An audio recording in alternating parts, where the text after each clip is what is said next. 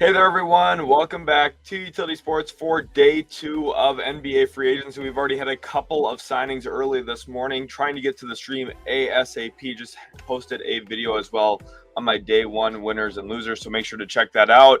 But we've got news in the NBA from Adrian Wojnarowski.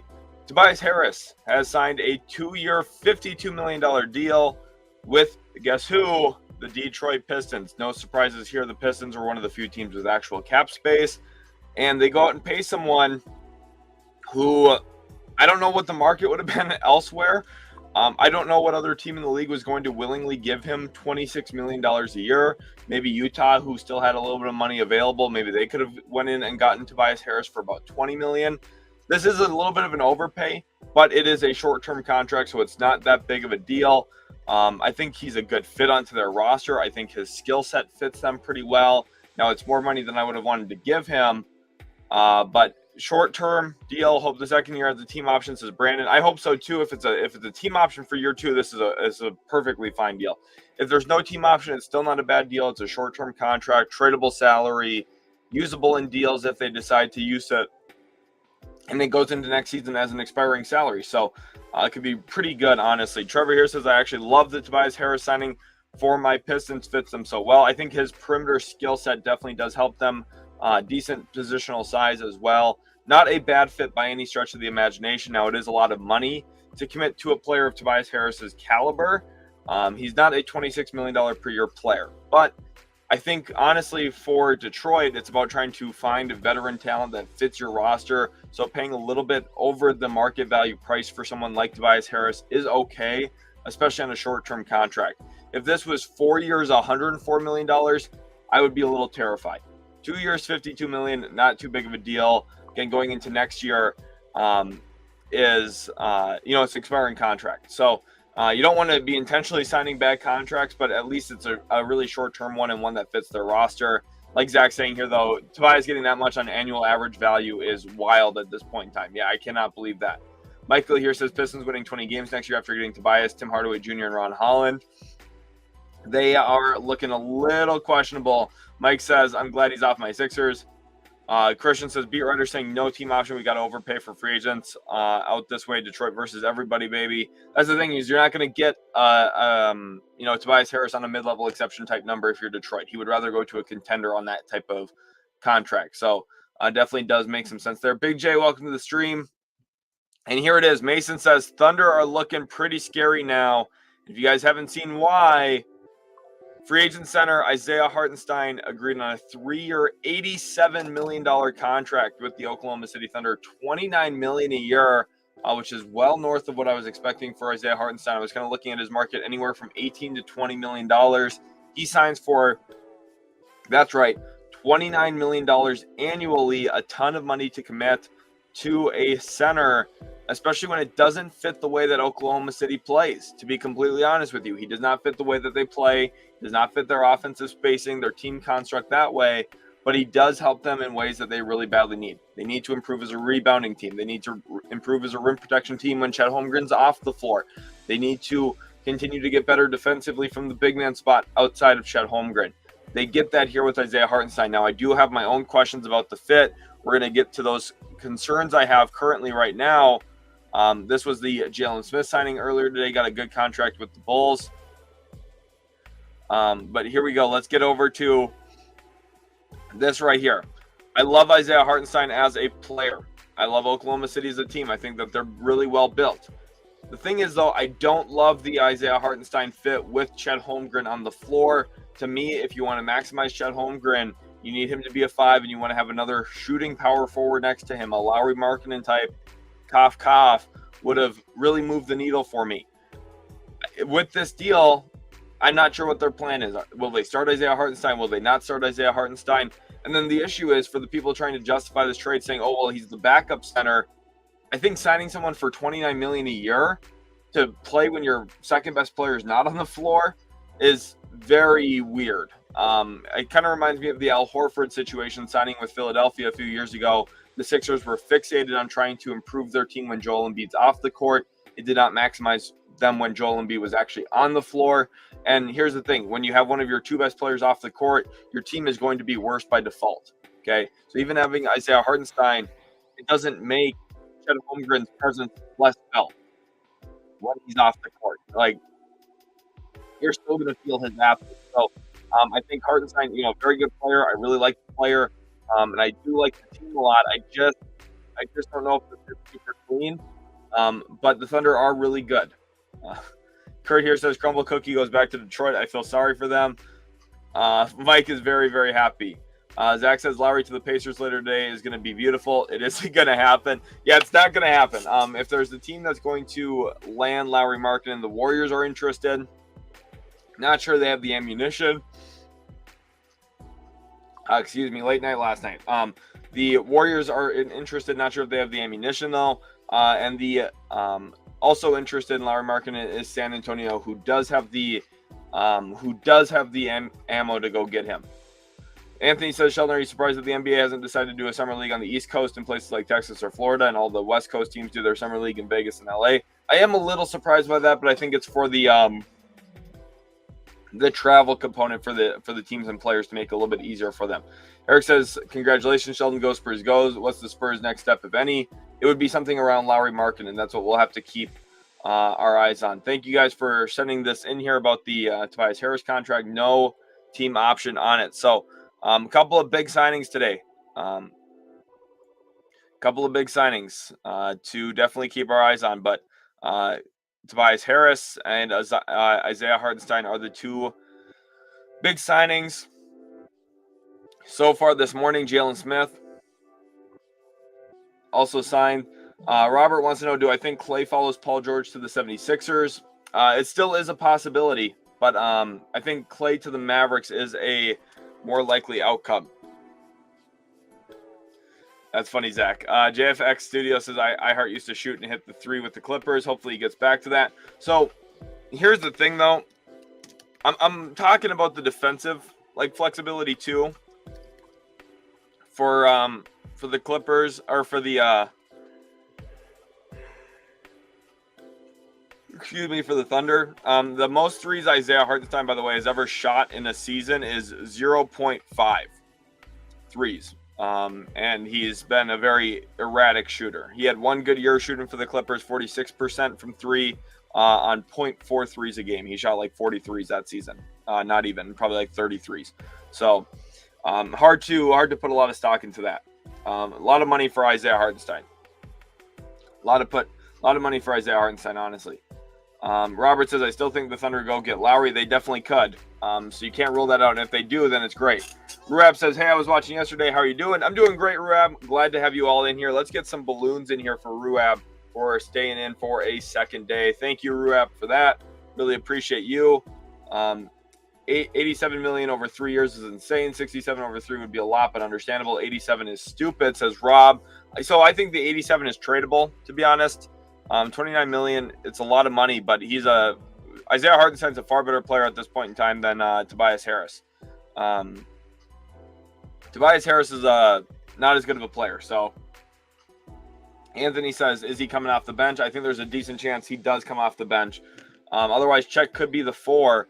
But I think that erases a lot of Chet's value, to be honest. If you're playing him as a power forward, I think he's way less valuable offensively. Hopefully I'm wrong, but and Chet's still going to be good, don't get me wrong. But I think wings will have a better time guarding Chet than bigs do. So Bra says, good morning, basketball world. Pie here says, OKC needed a big more than anything. Got bullied in Mavs series with Chet off the floor. Again, you can't build your team with your second best player, planning with him not on the floor. You need to maximize your team with your best players playing, because they play over 3/4 of the game in the playoffs. They play 40 minutes of the 48 minutes. You need to plan for maximization of your team for those 40 minutes. Lauri Markkanen would have made way more sense if they would have just traded for him, to be honest. He's a good player, don't get me wrong. OKC got better. This is the thing, is I think there's two things that can be true here. The Oklahoma City Thunder got better. They got a very good player. And on the flip side, I don't think this maximizes Chet Holmgren. I think there were other options that would have been better for them. So, Two Clutch C says, good for them young fellas on that team. It's a lot of money. I was not expecting $29 million a year. Mr. York says, announced Nick Batum to Dallas already. Nick Batum, I think, is an important free agent. We'll see where he goes.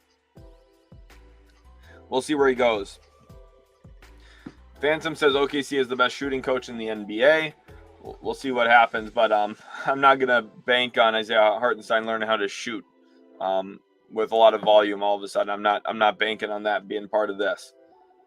We got W Balloons in here. I'm glad you guys are enjoying. Brett says, I don't mind OKC overpay that a lot of cap for the next 2 years before J-Dub and Chet and address the huge need in rebounding interior presence. I agree, Brett. I'm not really worried about the money myself either too much, but it is just a lot of money, and I just don't love the fit as much as other people probably do. So to me, like, I don't know. I loved their perimeter spacing, and I think getting a 4 would have been fantastic. Liam wants to know, as a 76ers fan, I hate him. Probably talking about Tobias Harris. Mike wants to know Kyle Anderson to the Sixers. I think Kyle Anderson is going to end up in San Antonio. That's what it feels like to me. Runner here says, who else could the Clippers get? Can we afford to get Klay or DeRozan? No. I don't – like, if they got DeRozan or – well, yes, they technically could, but it would have to be centered around a sign and trade, which is very complicated, and it would have to include probably Norman Powell's contract, and then you need help from other teams. I think Klay is either going to land with the Mavericks or the Lakers, and I think DeRozan's going to stay in Chicago, to be honest with you. Thought Pierce says it's a lot, but it does reinforce their roster short term without putting them in a tough situation long term. Yeah, that's fine. I think like this is the issue though too, is like people are going to talk about when they have to re-sign their stars. Like and I said this yesterday. I went off on this a little bit yesterday, but some of you I'm sure weren't here. Like, let's say in a vacuum the Thunder traded a bunch to get Lauri Markkanen, but they didn't trade Chet, Shea, or Jalen Williams. Okay, let's say they keep their big three, add Lauri Markkanen to it. What other core 4 in the NBA would you want to pay? That's like the ideal core 4 to pay. They all fit together. They're versatile defensively. You have length, size, athleticism, shot making, perimeter talent. Like, I think like for OKC, if there's a time to pay, it should be now going forward. You should be willing to pay, and I hope ownership looks at what happened with the James Harden decision. And they're like, yeah, maybe we screwed that up. Maybe we should actually pay our good roster that has a chance to get to and win an NBA Finals. Lucio here says Batum to Dallas. We're keeping our eyes on that. Nothing definitive yet, but Nick Batum is an important free agent, one worth watching. Orlando says, like to see my Pistons make some moves. Trajan has a plan. Yes, they got Tobias Harris today. So Tobias Harris is on his way back to Detroit. A return to the Pistons for Tobias, which is definitely very interesting, to say the least. But here is that deal again. Free agent Tobias Harris lands with the Detroit Pistons on a 2-year, $52 million deal. Azan says, what do you think the Raptors will do, if anything? I think they're going to be predominantly focused on keeping Gary Trent Jr. and trying to find a Bruce Brown trade if one exists for them. Brandon says Pistons still need to take on at least $25 million and have 10 rotation guys. Seems like a consolidation move is imminent. Who is your guest to get moved? I don't think the Pistons are going to make a consolidation move. I think the Pistons are just going to pay someone a short-term contract, just like they did again. Vajami says, what do you think is the best place for Lauri Markkanen? I think Oklahoma City. John Lewis, welcome to the stream. Appreciate you, my guy. Says, any rumblings about Monte Morris and the Timberwolves? If Slow-Mo signs in San Antonio or wherever else, can they sign someone for more than the minimum? I think right now they're not going with their moves, with the decision to salary dump Wendell Moore, with the ownership situation, John. Even with some of the flexibility that they maybe would have, I don't expect them to spend more than the minimum on any single free agent. And I think looking at their rotation, that is a very sensible decision by them. They have Mike Conley at point guard with Rob Dillingham as the long-term backup, an eventual starter in place. Then behind Anthony Edwards, you also now have Terrence Shannon Jr., which was a really good get, and Nickeil Alexander-Walker. So there's already 5 rotation players. Jaden McDaniels as your small forward, with the likelihood that Nickeil or Terrence Shannon Jr. could play into that small forward spot. Then behind at the power forward spot, you got Cat, that's your 7th rotation guy. You have Naz Reid, that's your 8th rotation guy, and then Rudy Gobert is obviously the starting center. You have 9 rotation guys already. Obviously, 2 of them are rookies. You're going to bank on them being quality players on day one, but I think Minnesota feels comfortable with those guys. They wouldn't trade up for Dillingham. They took an NBA-ready player in Terrence Shannon Jr. all in all, I think it's a very, very good beginning to NBA free agent or to next season for them. And I think they're in a good spot. John, thank you again for the 5. Really appreciate you, and hope I answered your question well there. Couchin says Detroit is wasting money on Tobias Harris. They should have just waited. Well, remember, you have to spend money with the new CBA. You do have to spend the cap, so, or at least like 90% of the cap. So they had to sign someone. Jermaine Ivy says Hartenstein's contract is heavy on the front end, and the last year isn't guaranteed. I need to find the details on that. Let's see if I can find that. Hartenstein here is trending right now on Twitter. A lot of money being spent. Hartenstein departs the Knicks for an enormous contract and gives OKC a new anchor inside. Hartenstein's a very good player. Don't get me wrong. I really like Isaiah Hartenstein, but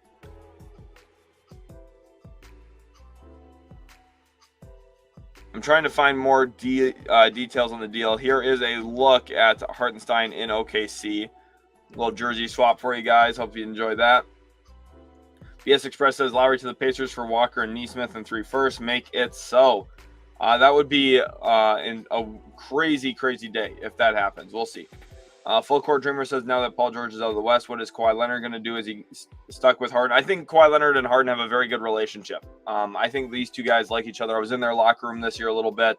I think Kawhi Leonard and James Harden are very happy to be teammates long term, to be honest. Justin says OKC runs 5 out with cutting and finding gaps, going to need to adjust the offense quite a bit with Hartenstein. What I think we'll see from Hartenstein a lot is sitting in the weak side dunker spot, where he's kind of out of the way but ready to catch dump off passes. That's what we're going to see him mostly, and screening, obviously. Phantom says I'd laugh if OKC traded all 3 of their rookies from this year's draft for Lauri. Garrett says, so do you think Chet is slotted to the 4 if Isaiah Hartenstein starts? Well, if Hartenstein starts, then yes. I don't know if it's a guarantee that Hartenstein starts. Don't like $87 million coming off the bench. It's a lot of money to pay for a bench player.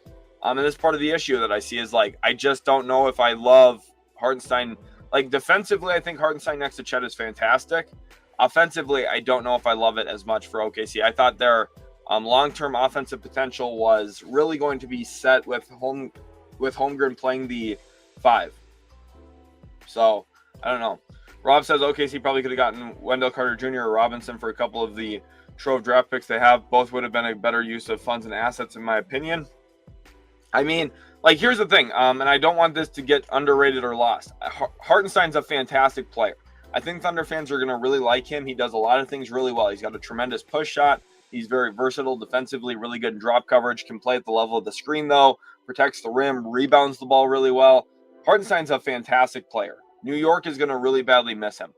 But I do think for OKC especially, he's going to be very valuable for them in some ways. But I also think it does detract from some of their strengths.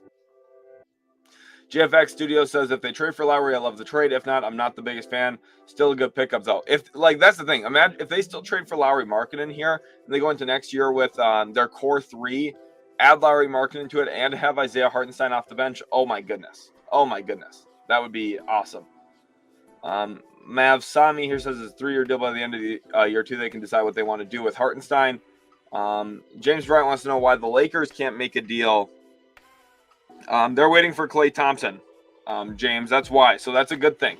You want to keep waiting for Klay Thompson. Klay Thompson's the best free agent available right now after Paul George signed. So he's a very, very good player and will be very, very beneficial for whoever gets him. Too Clutch, he says low-key hopes Spurs get Batum if all fails with Lauri. Batum playing in San Antonio with Wemby would be fun. 2 French guys.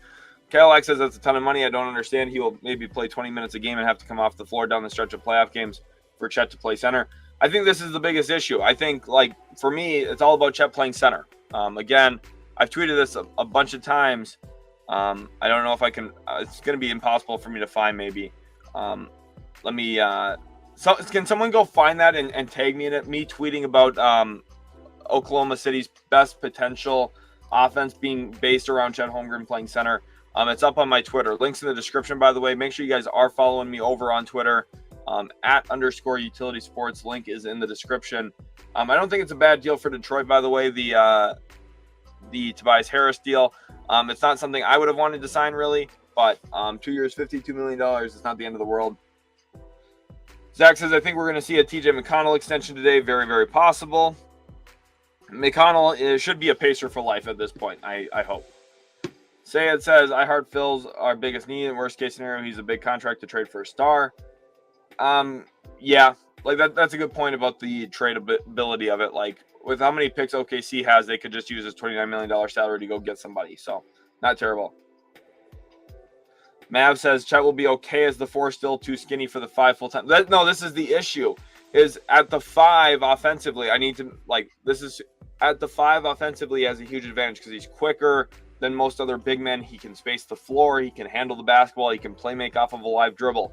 As a 4, he's going to be starting to get guarded by power forwards. So when they play Boston, Jason Tatum will guard him, which was already going to be a problem. Last year when they had Josh Giddey, teams would put centers on Giddey and put power forwards and small forwards on Holmgren. This is the issue. Holmgren's not strong enough to beat those wings physically. So, and he's not quicker than the wings. That's the problem. Playing Chet Holmgren as a 4 is disastrous offensively for OKC. It's really good defensively. You have more rim protection. You have more length, size, shot blocking. That's all good, fine, and dandy. The problem is offensively, Chet Holmgren is best suited to play the center spot because you can space teams out. Think about Miles Turner in Indiana. Think about Kristaps Porzingis in Boston. Teams that have shooting centers have a unique offensive weapon, a unique offensive advantage where it's just very hard to protect the rim and limit catch and shoot threes simultaneously. The NBA offense right now is all about rim volume and three-point volume. The Thunder could have had that, playing Chet Holmgren exclusively as a center. They opted to not do that now. They're paying a lot of money for a guy who, in my opinion, is going to come off the bench for them. Now, maybe he does start, but I think that minimizes Chet Holmgren's offensive impact a little bit. Don't be surprised if Chet Holmgren has a regression year offensively from an efficiency standpoint next season. I would not be shocked by that. I think one thing about Hartenstein, he's a good player. He's going to help them, especially in some of the areas they needed help in, but it's going to also detract from some of the things they were already great at, which is their floor spacing and Chet Holmgren's unique ability to space the floor as a center. And I thought after trading Josh Giddey, they had a chance now with Caruso in the lineup to really space teams out and have a different look and more shooting actually on the floor. But now they've sacrificed that for Isaiah Hartenstein. It's an interesting decision to me, honestly.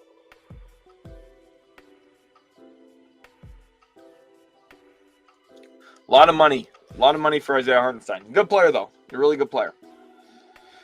Couchin says over 500 people watching. Now we're up to 730 people watching and only 44 likes. Smash that like button. You guys heard it here from Couchin. You guys hit that like button right now. Let's see how many likes we're at currently. I'm going to check, update the stream quick. We're up to 66 likes, but we can do way, way better than that. Everyone, smash that like button and make sure to subscribe as well to Utility Sports. We've got my 2024 NBA Free Agency live stream. A lot of crazy things going on. A few big signings today, of course, that have really shifted the NBA a bit. I've been extremely excited for it. I hope you guys are having a lot of fun as well. Appreciate everyone who is in here today. A lot of crazy stuff going on. I did have a day one winners and losers video post. Make sure to go give that a watch at some point today. But I'm going to create a new little ticker here. Let me redo this. There we go. Banner. Let's see what this looks like down there. There are some of the big signings so far. So hopefully that helps you guys quite a bit. Eric says, do you think top 10 2025 draft capital is equal to Lauri? No. If it's top 5, then yes, but it's not going to be. John says, I want to see Leonard Miller get some playtime. He'll get a little bit. Josh Minot will get a little bit next year too, John. A couple of solid young Wolves will get a little bit of run next year. Runner says, who else do you think the Clippers should target? It seems they're running a duo, which maybe works. The Mavs didn't make the finals. It'll be fine. Like, the thing is, for the Clippers, they need some of their young talent to work. They need some of their young talent to pop off. Like, if Kobe Brown could take a step forward, that'd be really helpful for them. If Cam Christie has an impact as a rookie. Oh, yeah, thank you, look at Cadillacs, guys. Let's get some W's for Cadillacs down in the comment section. Cadillacs is a huge W. Really, really appreciate him. Let's get some W's for Cadillacs in here. I'm going to get the balloons going. W from Cadillacs, huge one. he went and found it. So this is exactly what I'm talking about. Don't love moving Chet to the 4. If they do that, they lose a severe amount of their long-term offensive potential. I just think it's a drastic loss if that's what they do. And they did it. So we'll see. Isabel wants to know about Westbrook to the Nuggets. Nuggets downfall. Denver's going to miss Kentavious Caldwell-Pope. We'll see what happens with Russ. There's some reported interest that Denver is potentially in on him. That is not anything definitive yet at this point in time, but we shall see. Make sure everyone goes and follows over on Twitter right now. Oklahoma City definitely overpaid. Yeah, he got a bag. $29 million player.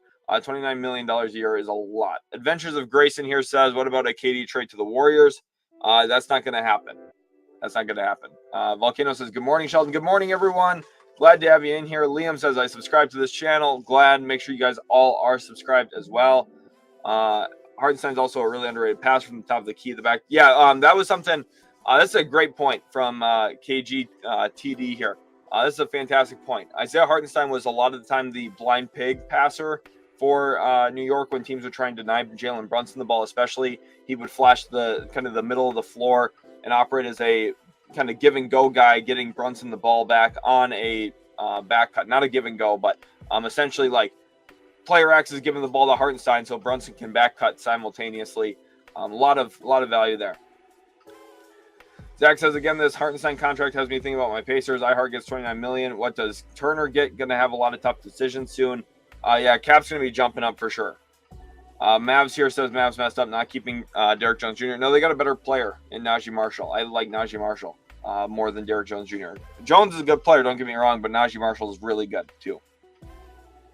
Mukang says, what's with the Rockets? Nothing yet. Rockets didn't have cap space this time, so 2X the Don says OKC got to get Markkanen.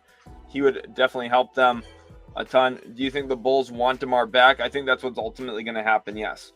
Michael Orlando says, all I'm saying is if Klay's willing to take the minimum for some teams, Orlando could give him $30 million on a one-year contract to come off the bench. So they don't have quite $30 million. They have about $15 million left or so after the Kentavious Caldwell-Pope signing, unless they move some money around. But they could give Klay a decently sized contract. I think that Orlando should be trying for Klay Thompson today. I don't think that they are, but I think that they should be.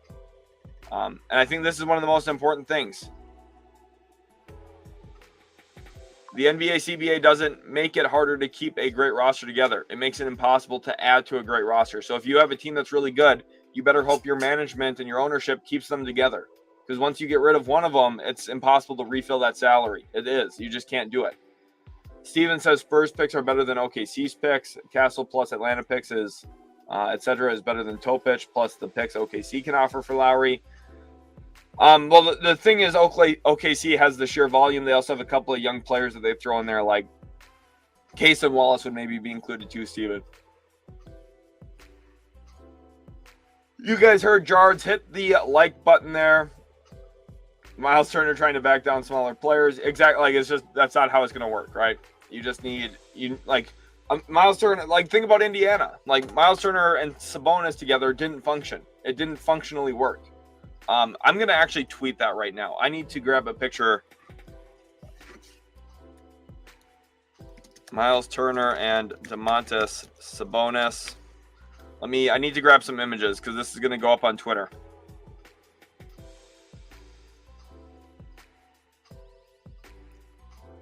Now let me grab I'm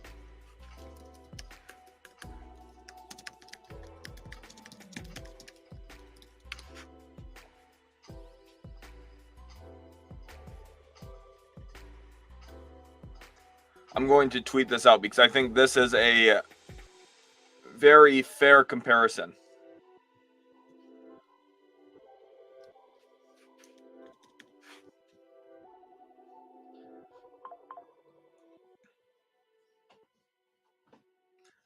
Like, I think we can very clearly see that the Pacers and Sabonis were better off separating. And part of that was the Miles Turner situation. Like, for Indiana, it was either going to be Turner or Sabonis long term.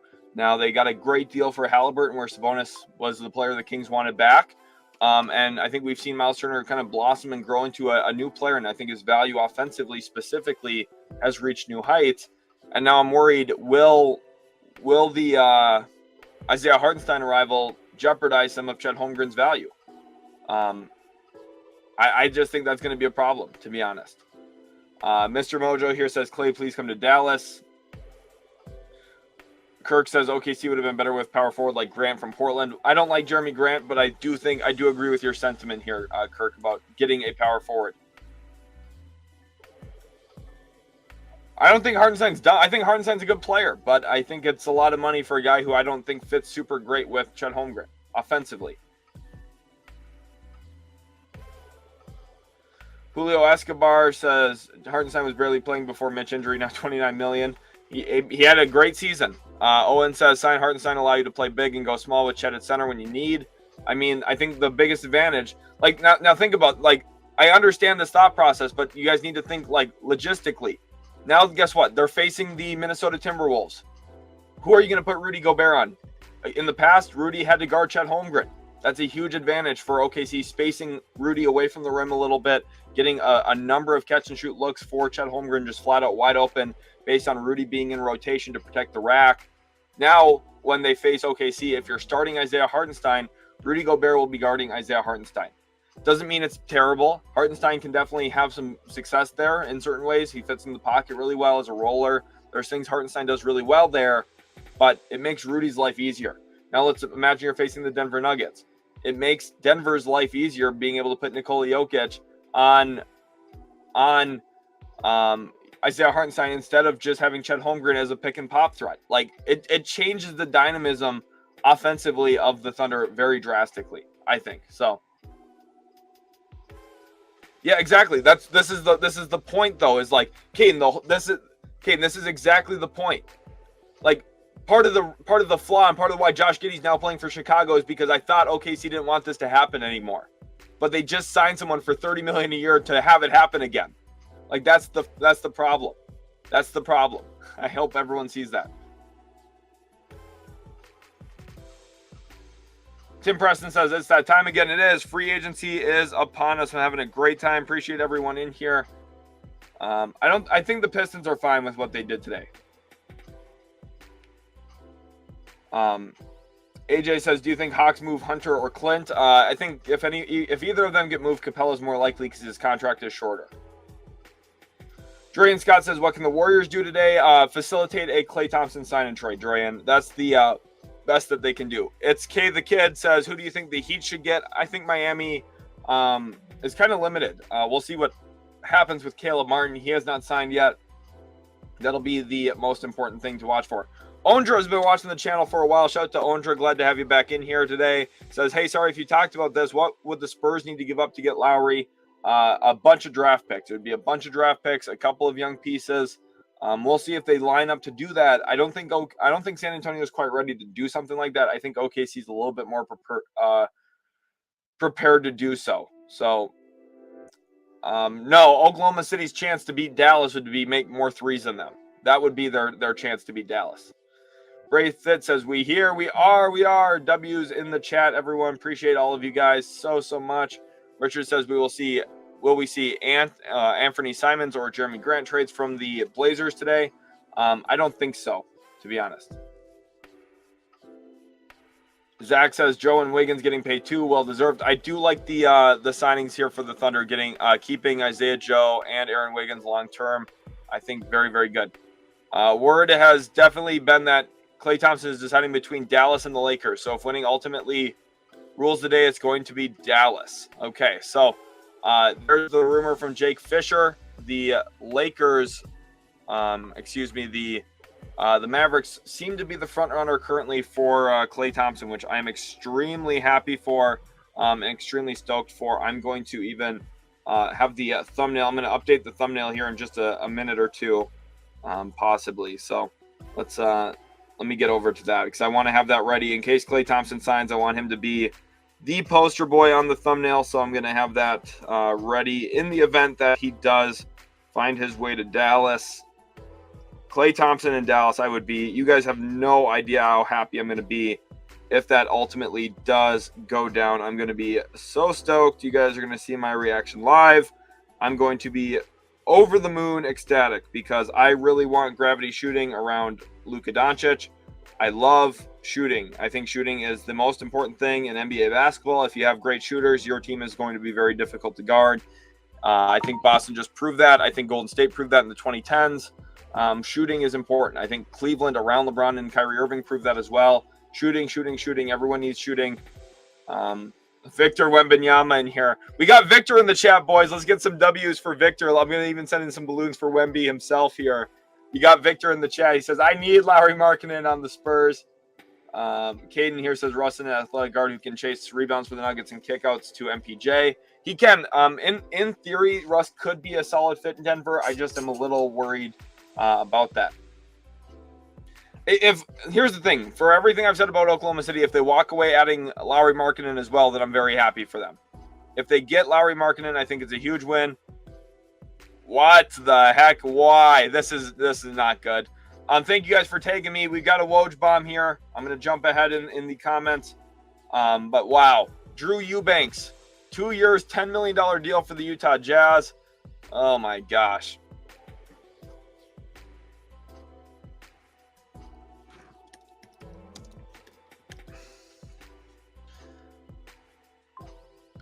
Drew Eubanks is not good at all. Drew Eubanks is very, very bad. I don't think this guy is a true NBA caliber center. This guy should not be. He's like a third string center, in my opinion. $5 million a year for him is incredible. Yeah, I don't think the Rockets are going to do anything, and if they do, it's going to be trade related. So, we will see if something actually does happen for them, but I don't think anything's going to really happen. KG here says, I watched far too many back cuts, slicing and dicing the Wolves for years to figure that out. Yeah, no kidding. Damian says, good morning. Good morning, Damian. Welcome to the stream. Derek Reynolds says, right now, Markkanen is only under contract for one more year and about to get expensive. He's worth a lot, but none of these Mikal Bridges type deals being thrown around. I think there's going to be a lot in a trade, honestly. I think there's going to be a lot in a trade, so we'll see what happens, but Hartenstein and Harris getting paid on the same day.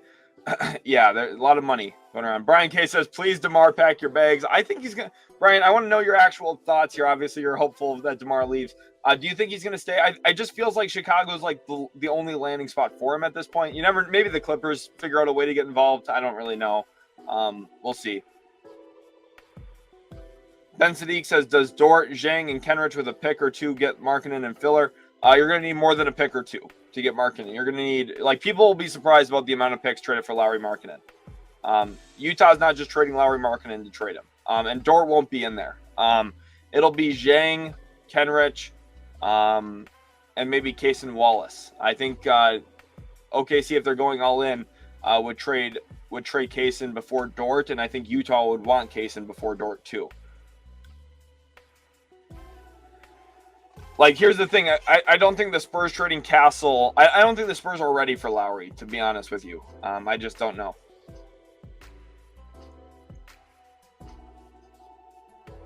Yeah, I don't really know. I think the Thunder's picks are valuable, to be honest. So, I agree with what Out of Bounds is saying here.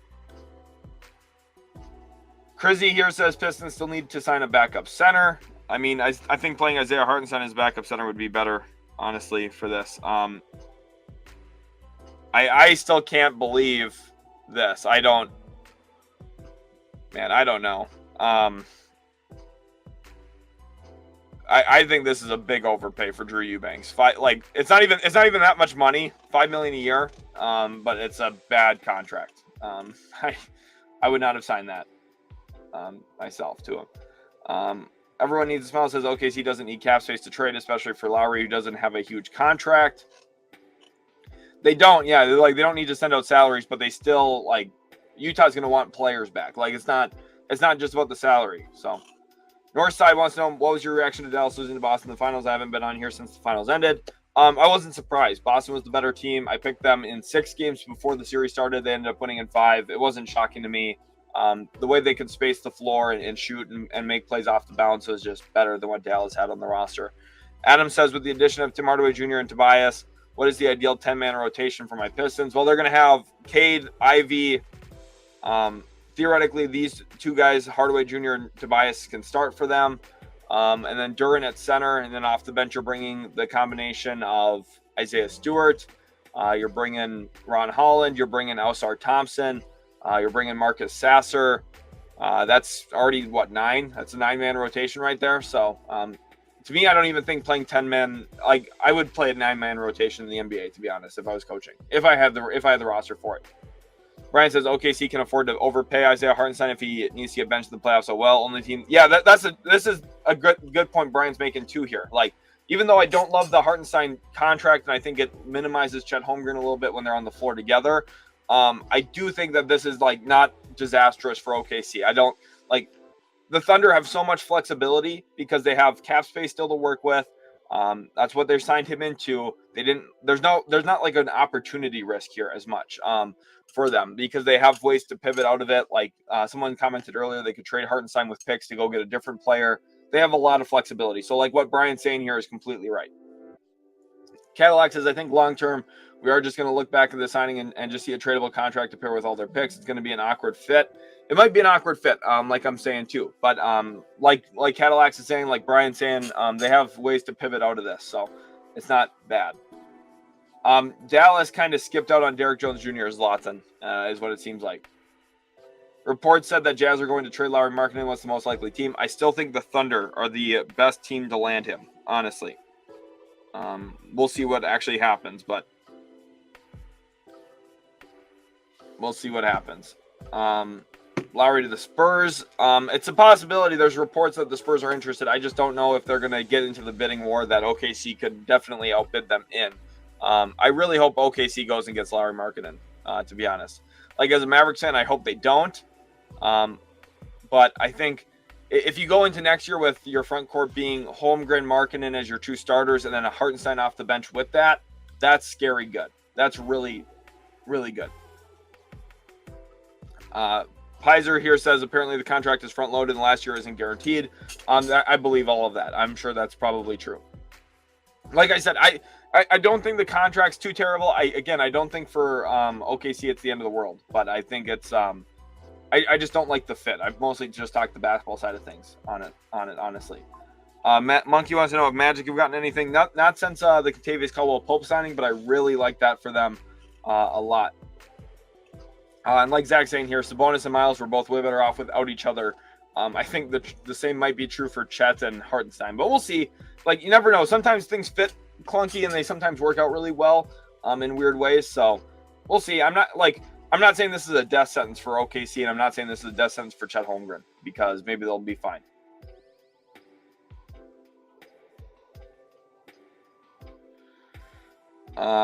AT says, how far away is Derek Lively from being a better player than Hartenstein? I think he's just as good of, if not better of a player right now, honestly. Do we have more Woj news? Let's go over to Woj. People are saying Woj. Oh, just the okay, this is the Eubanks thing. Okay, we got this covered. Good. Yep, Eubanks signed. I'm trying to catch up on the comments. Really appreciate you guys. I do like the Jalen Smith to the Bulls at $27 million over 3 years. Liam, yes, I am a Mavericks fan. Yes, that's my favorite team. I don't know what Utah's doing here. They waived Omer Yurtseven yesterday just to do this today. I don't understand. Not a fan of it. Live Improve says, do you think Brandon Ingram on the Kings, given he can stay healthy, turns them into a real threat? It depends on what they give up. If they give up Herter and Barnes and something else, I'm a little concerned about that for them. So it depends on what the package looks like. I don't love the Jazz getting Eubanks NBA champs in 2025. Maybe in a 2K sim if you end up making a few trades and blowing up their roster. Bulls relocate to Venezuela. Wow, we got chats popping off early this morning. We got over 1,000 people watching live.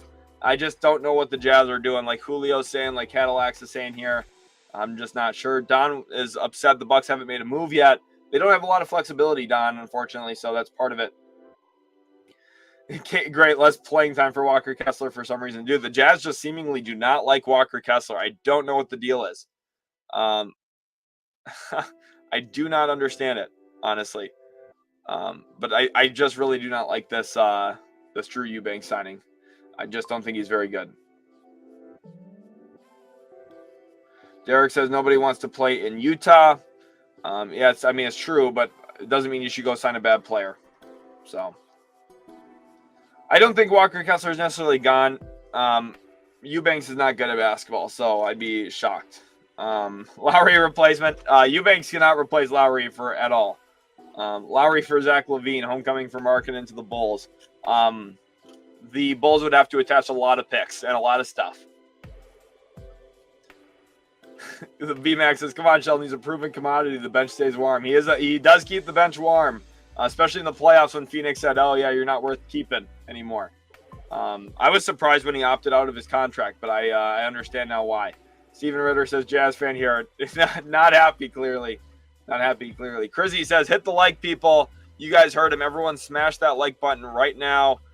We've got big news today in the NBA. I think Klay Thompson is going to sign somewhere. I am extremely stoked for that. We're at 185 likes, so 15 more likes to get to 200. You guys know what to do. Smash that like button right now. Really do appreciate you all so very much. Sacramento or Atlanta were the front runners for Brandon Ingram. I think Sacramento is the more likely one, but I'm not even sure he's going to actually get traded.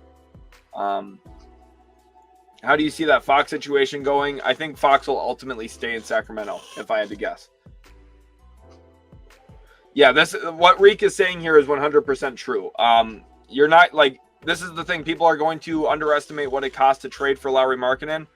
Let's go talk about that right now. I'm going to put a trade machine up here because I think it's valuable to talk through what a theoretical trade for Lauri Markkanen would look like and why I think that the Thunder are the team best positioned to do it. And it all has to do with this number right here. They have 36 tradable firsts.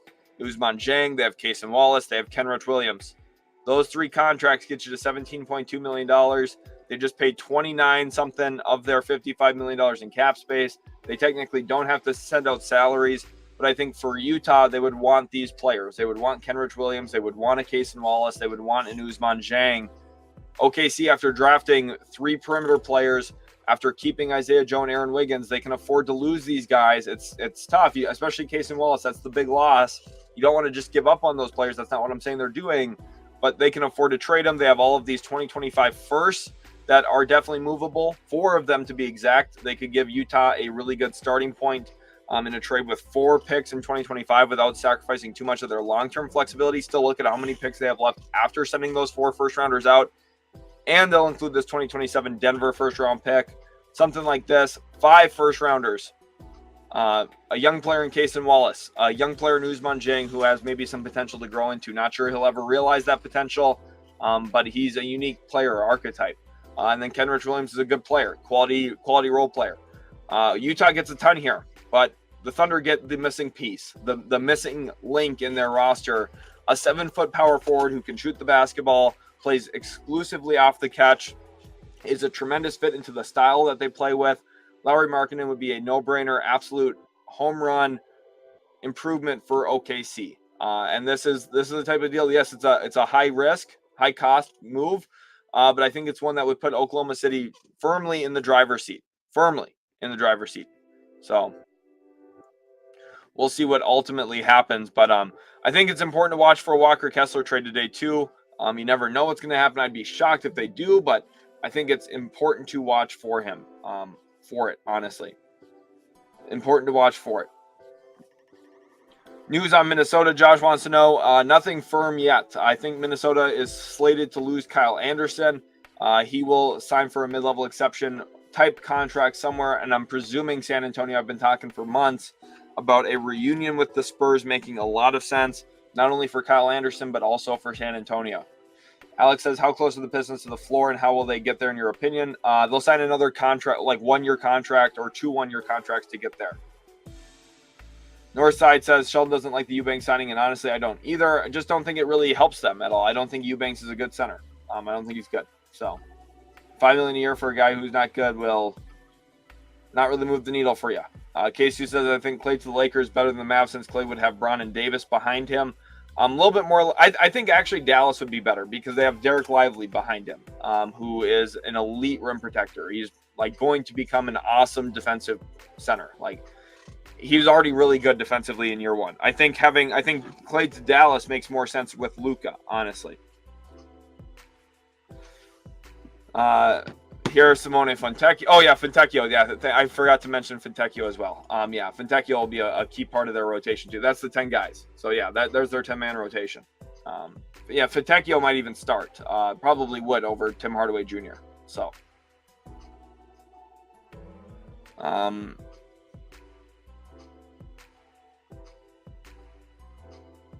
Cash Out here says, thank you for all your amazing work and constant content. It'll never go unnoticed. And a big congrats to you on your proposal. Happy for you, man. Appreciate you, Isaiah.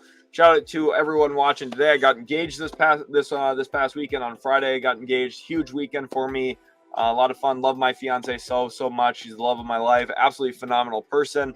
And the better half of me for sure. She supports me and does everything I need. She's there for it and steps up in a big way. Just value because it isn't realistic. How many picks would Indy need to add to Mathurin and Nesmith? Seems like a good amount of value in that alone. Indy would have to add at least 2 or 3 firsts, at least. I think and this is the issue is like we're not talking fair value, and this is the thing people will mistake in these deals. Like it's not fair value; it's value to get Danny Ainge to be willing to trade him. Here we have G-Prod says, do you think the Mavs made the right decision? Talking about last night, moving off of Derrick Jones Jr. To land Najee Marshall. I like Najee Marshall a lot. I think he's an extremely underrated player. I think Dallas getting him for $9 million a year was a really, really solid deal. Something I would have been willing to do myself. So yeah, I think the Mavs did a good thing last night. I think the Clippers did well getting Derrick Jones Jr. Now, they did lose Paul George, so that's tough, but I do think Dallas did well. What will Utah do? Alexander wants to know. I think Utah is a team to watch for via trade. Will they trade Walker Kessler and will they trade Lauri Markkanen? And those are the 2 big things we have to keep our eyes on. Shout out to everyone in here. Thop says, hello from France. Do you think we'll see Nicholas Batum and Evan Fournier again in the NBA next year? I think Batum will. The question is, will Batum retire? I'm not sure Fournier will get a contract. We'll see. I'm behind on chat because there's a lot of comments. You guys are absolutely killing it. So that's part of why. Eric says, you're the man. Sheldon just hopped in the stream. Glad to have you back in here again today, Eric. Appreciate you. Nemanja says, come on, Warriors, go do something. We'll keep our eyes on it. I think everything's going to center around a Klay Thompson sign and trade. So that's going to be one of the main things here. Zach says, very happy for Jalen Smith. Seems like a good dude and good vibes in the locker room and deserved a bigger role and some money. I think he's also a very good fit in Chicago. A floor spacing big a little bit, can step out behind the arc a little bit, fits around Giddey and Matas Buzelis pretty well.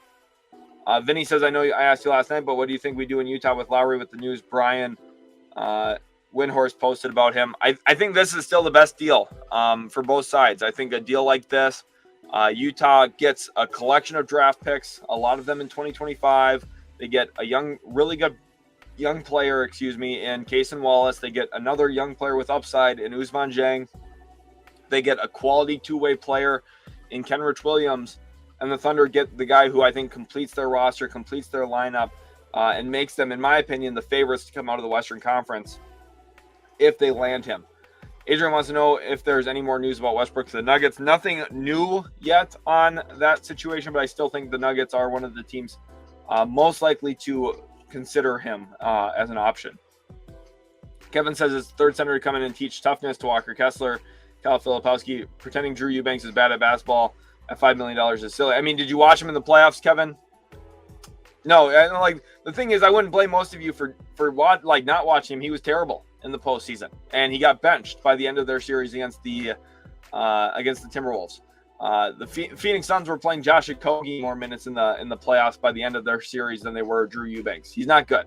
Drew Eubanks is not good, and if you need to pay someone $5 million to teach toughness, he probably shouldn't be in the NBA.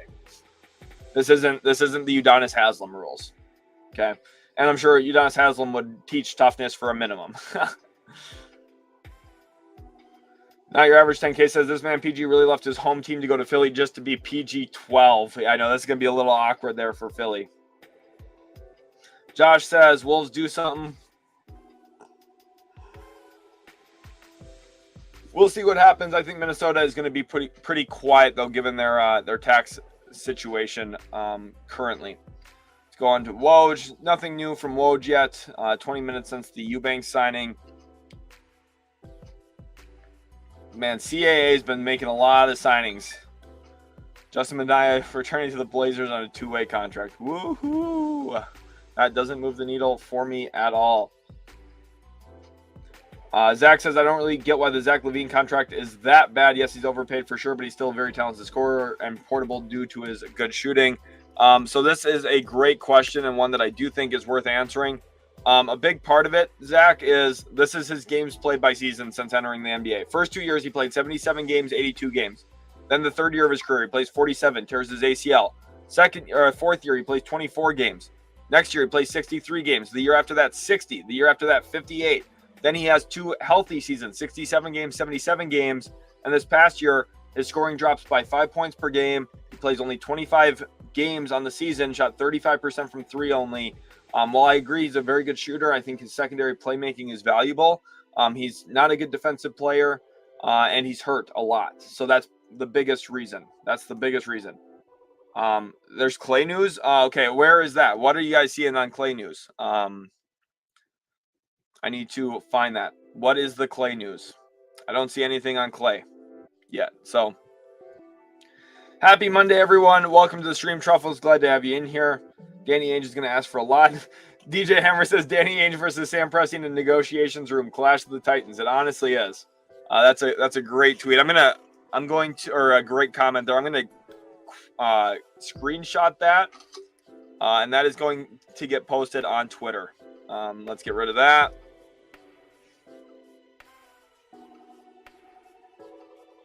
That is hilarious. Danny Ainge versus Sam Presti in the negotiations room. Clash the Titans. That is awesome. Look at that. That's up on Twitter now. Make sure you guys are all following me on Twitter. Link is in the description for that. We are over 2,500 followers. Let's try and get to 2,600 followers today on stream. Definitely capable of getting there. I know we can. But we are keeping our eyes out for Woj. We're keeping our eyes out for Shams. We're keeping our eyes out for all of the big news. Woj, the last thing again still is the Drew Eubanks news. So nothing crazy new yet. Cadillac says, I straight love that trade for Oklahoma City. I hope they lose 5 firsts for tampering with Isaiah Hartenstein. That's funny. Cadillac is a Sonics fan, so he doesn't like that OKC stole his team. Kyler says, how do you feel about OKC's offseason so far? Essentially moved on from Giddey and Hayward for Caruso and Ihart. We might have the best defense in the league. The defense is really good. I'm worried about their offense, Kyler. I think that if they do walk away with Lauri Markkanen today, though, it'll make me feel a lot better about everything. Shawnee here says, predict Pelicans starting center next year. I think Yves Missi will win the job at some point during the year, is what I am expecting. So, Sean, great question. Thank you for the 2. Really appreciate you. Michael C says, where do you think Isaac Okoro goes? I think he'll stay in Cleveland. Restricted free agents oftentimes do stay where they're at. Latinx Travel Club, thank you for the 20. Says, congrats on the engagement and sorry about the car. Who will the Knicks pick up for a center? We're looking at small contracts. Maybe keeping Precious Achiuwa around on a minimum or something comparable to that would be in the realm of possibility. Shout out to Vinny for the follow over on Twitter. Appreciate you, Vinny. But Latinx, thank you again for the 20. It goes a long way in helping support the channel. All of the super chats today have been absolutely awesome. Let's get some balloons in here for the super chats. You guys have been absolutely killing it. Appreciate you guys, and Latinx, thank you again. For center, I think just keeping Precious Achiuwa is a good option. Anyone on the minimum is good, and it's good that it wasn't Eubanks. Undebunkable says Jazz have 2 extra firsts in 2025, 2029, and 3 extra in 2027. They should target 2026, 28, and 30, 31 for additional picks. The thing is, it gives them a lot of flexibility. Like, undebunkable. The idea here is that, like, they would go into next draft. If they had 5, 6 first-round picks, they could trade out of the first round a couple of times and maybe try and get 2, 3 picks for some of them. Like imagine if they have, like, 6 first-round picks in 2025, teams want to move in for a certain prospect. You trade out of the draft completely with some assets, and you're able to get, let's say, a 2027 and a 2029 first. So you're able to maybe double your asset haul by getting picks that are sooner, is kind of the idea behind that. It does require more trades, though. So Nuggets are in limbo at the moment a little bit after losing KCP. It seems like they're going to lean into Christian Brown playing a bigger role for them next year. Kevin says Lauri makes sense with OKC, but would be odd now that they signed Hartenstein to pay him and move him straight to the bench. I think that's where the value is, though. You start two big, freakishly gifted perimeter centers or perimeter big men in Lauri Markkanen and Chet Holmgren, and then it's like, oh, now we have this bruising big to come off the bench, and he can play with either of them. That's kind of the benefit. Again, I don't love the fit with Chet Holmgren. I think the fit with Lauri Markkanen would be really good, though, and that's why I think if there's a team to go get Lauri Markkanen, it should be OKC. Jalen, thank you for the follow. Shout out to Trevor as well for the follow. Thank you. Amida, thank you. Scooby Snacks for the follow. W. Fisher, thank you. Weeson for the follow, as well as Carson. Shout out to you. Caesar, thanks for the follow. Tam, thank you for the follow, as well as Matthew. Appreciate each and every one of you guys. Thank you to CF26, too, a Detroit Lions fan. Look at that. We got Detroit fans in the chat right now. Another super chat. William says, what are your thoughts on Klay to the Mavs if it happens? Also, who do you want the Mavs to sign on the biannual exception or rest of the mid-level? I'm okay if the Mavs don't use the rest of the mid-level and if they don't use the biannual. If they get Klay Thompson, I feel really good about their team now. It depends on what that would look like. Are they getting him into their trade exception? If so, you go into next year with a presumed starting lineup of Luka, Kyrie Irving, Klay Thompson, PJ Washington, Derek Lively, or Daniel Gafford, right? You can swap whatever center you want to start. Last year it was Gafford. Maybe this next year it'll be Lively. And then you have Gafford off the bench, presumably with Josh Green, Maxi Kleba, Jaden Hardy, whose contract got guaranteed last night. I think, honestly, like, that's a pretty good foundation for a team. And Najee Marshall. So, honestly, I'd be very happy with that. They've got a deep, nice team now. If they get Klay Thompson, it kind of settles everything in there quite a bit. Lewis says, first time here, is homie a Laker believer or pessimist? I mean, I'm kind of in the middle. Sometimes, like, I really like what they did with Dalton Connect. I was pessimistic about the roster. There it is. This is not a surprise. Luka Garza stays in Minnesota. I said this yesterday would happen. Garza earned himself a two-way contract not a two-way, earned himself a standard contract this past season and is now rewarded with a 2-year deal. W's for Garza. Like that for Luka Garza, probably on the minimum, so it doesn't impact the Wolves too significantly. Garza's, I mean, as a third center, can score a little bit. Not bad. Mr. Sejak, thank you for the 5. Really appreciate your super chat.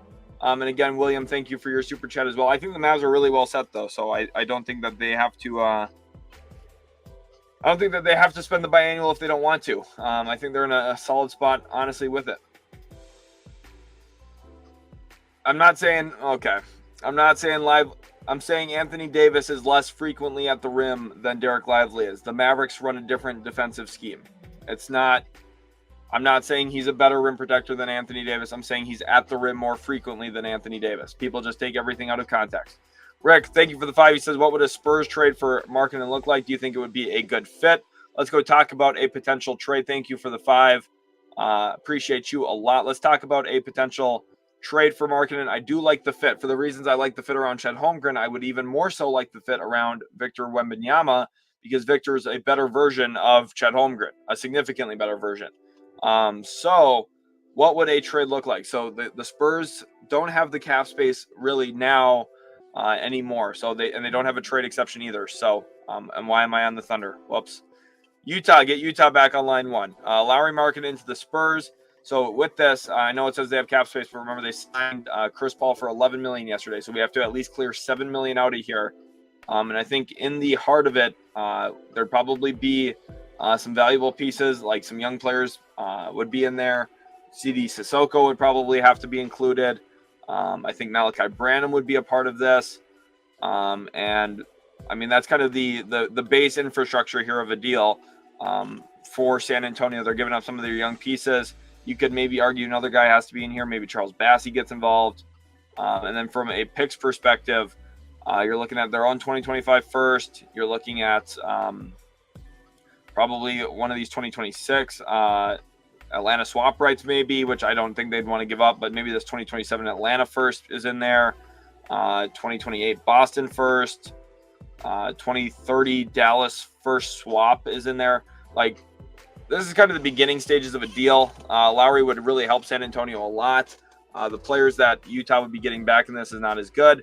And just looking at this package, you can see why Oklahoma City has a way better chance to land Markkanen, in my opinion, than the Spurs do. Nicholas says, hey, shout out to Nicholas. Glad to have you in here. Appreciate you guys all so much for the congratulations. Monte Morris and Gary Harris to the Nuggets. I'm not sure if those reunions are in line or not. I mean, they could theoretically, in a vacuum, make some sense. Kyler says Oklahoma City still has mid-level exception. Any potential targets that come to mind? Let me look at a list of NBA free agents real quick, just to refresh my memory on who is and is not available at this point in time. A couple of players, like, if they wanted to go get Nick Batum, they could overpay him a little bit. But the thing is, with the mid-level, you have to sign him to a multi-year contract, so that's where you have to be a little bit more careful. Sadiq Bey would be interesting, maybe. I don't love him as a player, but for, kind of a mid-level type contract, it's not terrible. I don't know. None of the names are really moving me a lot, though. Like, I just don't think that the Thunder have to go that direction. I think, honestly, a trade for Markkanen is the biggest thing and the most important thing I think they should do, Kyler. Trevor says, fiance me pipe, super happy for you, Sheldon. Appreciate you, Trevor. Glad to have you guys all in the stream today. Reek says, people value draft picks way too much. If you drafted every year, you would draft maybe 2 all-stars every 10 years. Better to trade them for real players if you're anywhere close to contending. As long as the salaries make sense and you're not giving up too much, sure. Daryl says, what's up with the Brandon Ingram trade? I think teams are just kind of being patient, waiting here. Once the Klay Thompson news hits, there's going to be more movement, I think. Han Solo Dolo says the Warriors are in talks to trade for Lauri Markkanen. Let's talk about a Warriors deal. I just don't know if the Warriors have enough to actually get him. And you're going to see why here in a second. I don't want to change that. I want to change this one to Golden State. I do think he would be a tremendous fit. Let's try and rope this into a 3-team deal. Let's say to Dallas first and foremost. And let's adjust this. So important to note, this is going to say failed probably. Let's do modify contract, sign and trade. So the Mavs have a $16.2 million trade exception. So this would fit into that. This would be like 19 and this would be like 23, something like this. Save that. 3 years, $58 million contract. So this would go directly to Dallas. Okay. That would fit into their trade exception. Now that trade exception is not on here, but if we let's just make this a 4-team deal so it'll say that it works. Okay. We're just going to include the Pistons. So remember what happened here is Hardaway went to Detroit. Quentin Grimes came back to Dallas. And in that as well, the Mavs sent a couple of seconds. I don't exactly remember even which ones right now, but it's not a big deal. Just bear with me. So this is kind of the beginning deal here. And then from there, Lauri Markkanen could go to Golden State as part of the sign and trade number. That would theoretically work. And maybe in return for that, the Jazz would maybe want to just get Kuminga. That would be interesting, but I don't think the Warriors would want to give up Kuminga. So Moses Moody could potentially be involved. Man, this is where it gets tough. And you're seeing like the issue here. Like, it's hard to see how Golden State works a trade out like this. It's very difficult to work a trade like this out for the Warriors, in my opinion. So what we could do is like 2026 round 1, 2028 round 1, and they don't have their 2030 round 1, which is again screwed because they do actually. Let me I'm gonna have to do a little bit of surgery on this, so just bear with me here, okay? A little bit of surgery. This is going to get inspected and changed. Got to do some typing here. 2030 round 1 pick 1 through 20.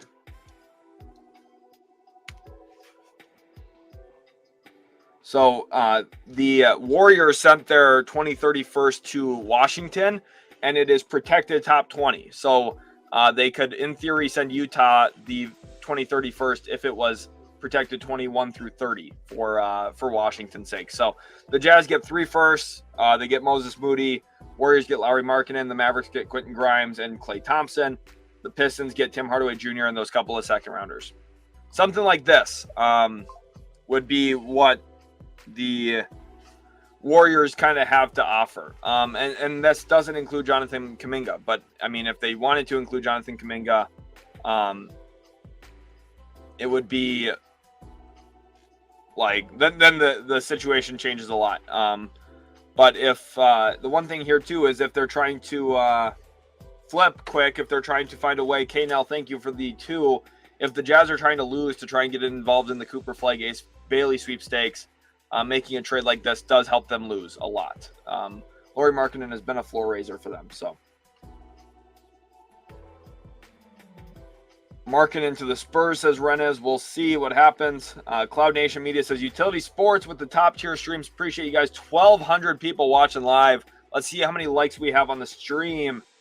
We're at 206 guys. We got to get way more than that. I just need everyone. Take 1 second of your time. Take 1 second. I want everyone to hit that like button right now. Smash the like button. Okay, I'm giving you a second of time here. Hit the like button. Okay, everyone go hit the like. It lets me know I'm doing a good job. Also, let me know down in the comment section below, who are you a fan of? Who is your favorite team? Spurs fans in the chat, stop it. You're not getting Lowry. I don't think Markkanen will go to the Spurs either, but you never know. That's too much for Markkanen. He's not worth that. This is probably talking about my earlier trade. I'm like 15 minutes behind on comments, by the way. So I'm trying to catch up. You guys are absolutely killing it. Curry's going to retire in Golden State. I agree with Mary here. Sports Prods talking about Klay. Klay Thompson, I think Dallas is the front runner. Lakers are right there in contention, though. Elijah said, can you predict the Pistons starting 5 with all those roster changes? Again, it's Cade, Jaden Ivey, probably Fontecchio, Tobias Harris, Jalen Duren, something like that. Motor City from Campbell. We'll see what happens with Detroit the rest of the day. Bruce Brown was a great player for Denver, and they clearly missed him last year. What contender should trade for him? I'm not sure which contender is going to be in the running for him, honestly.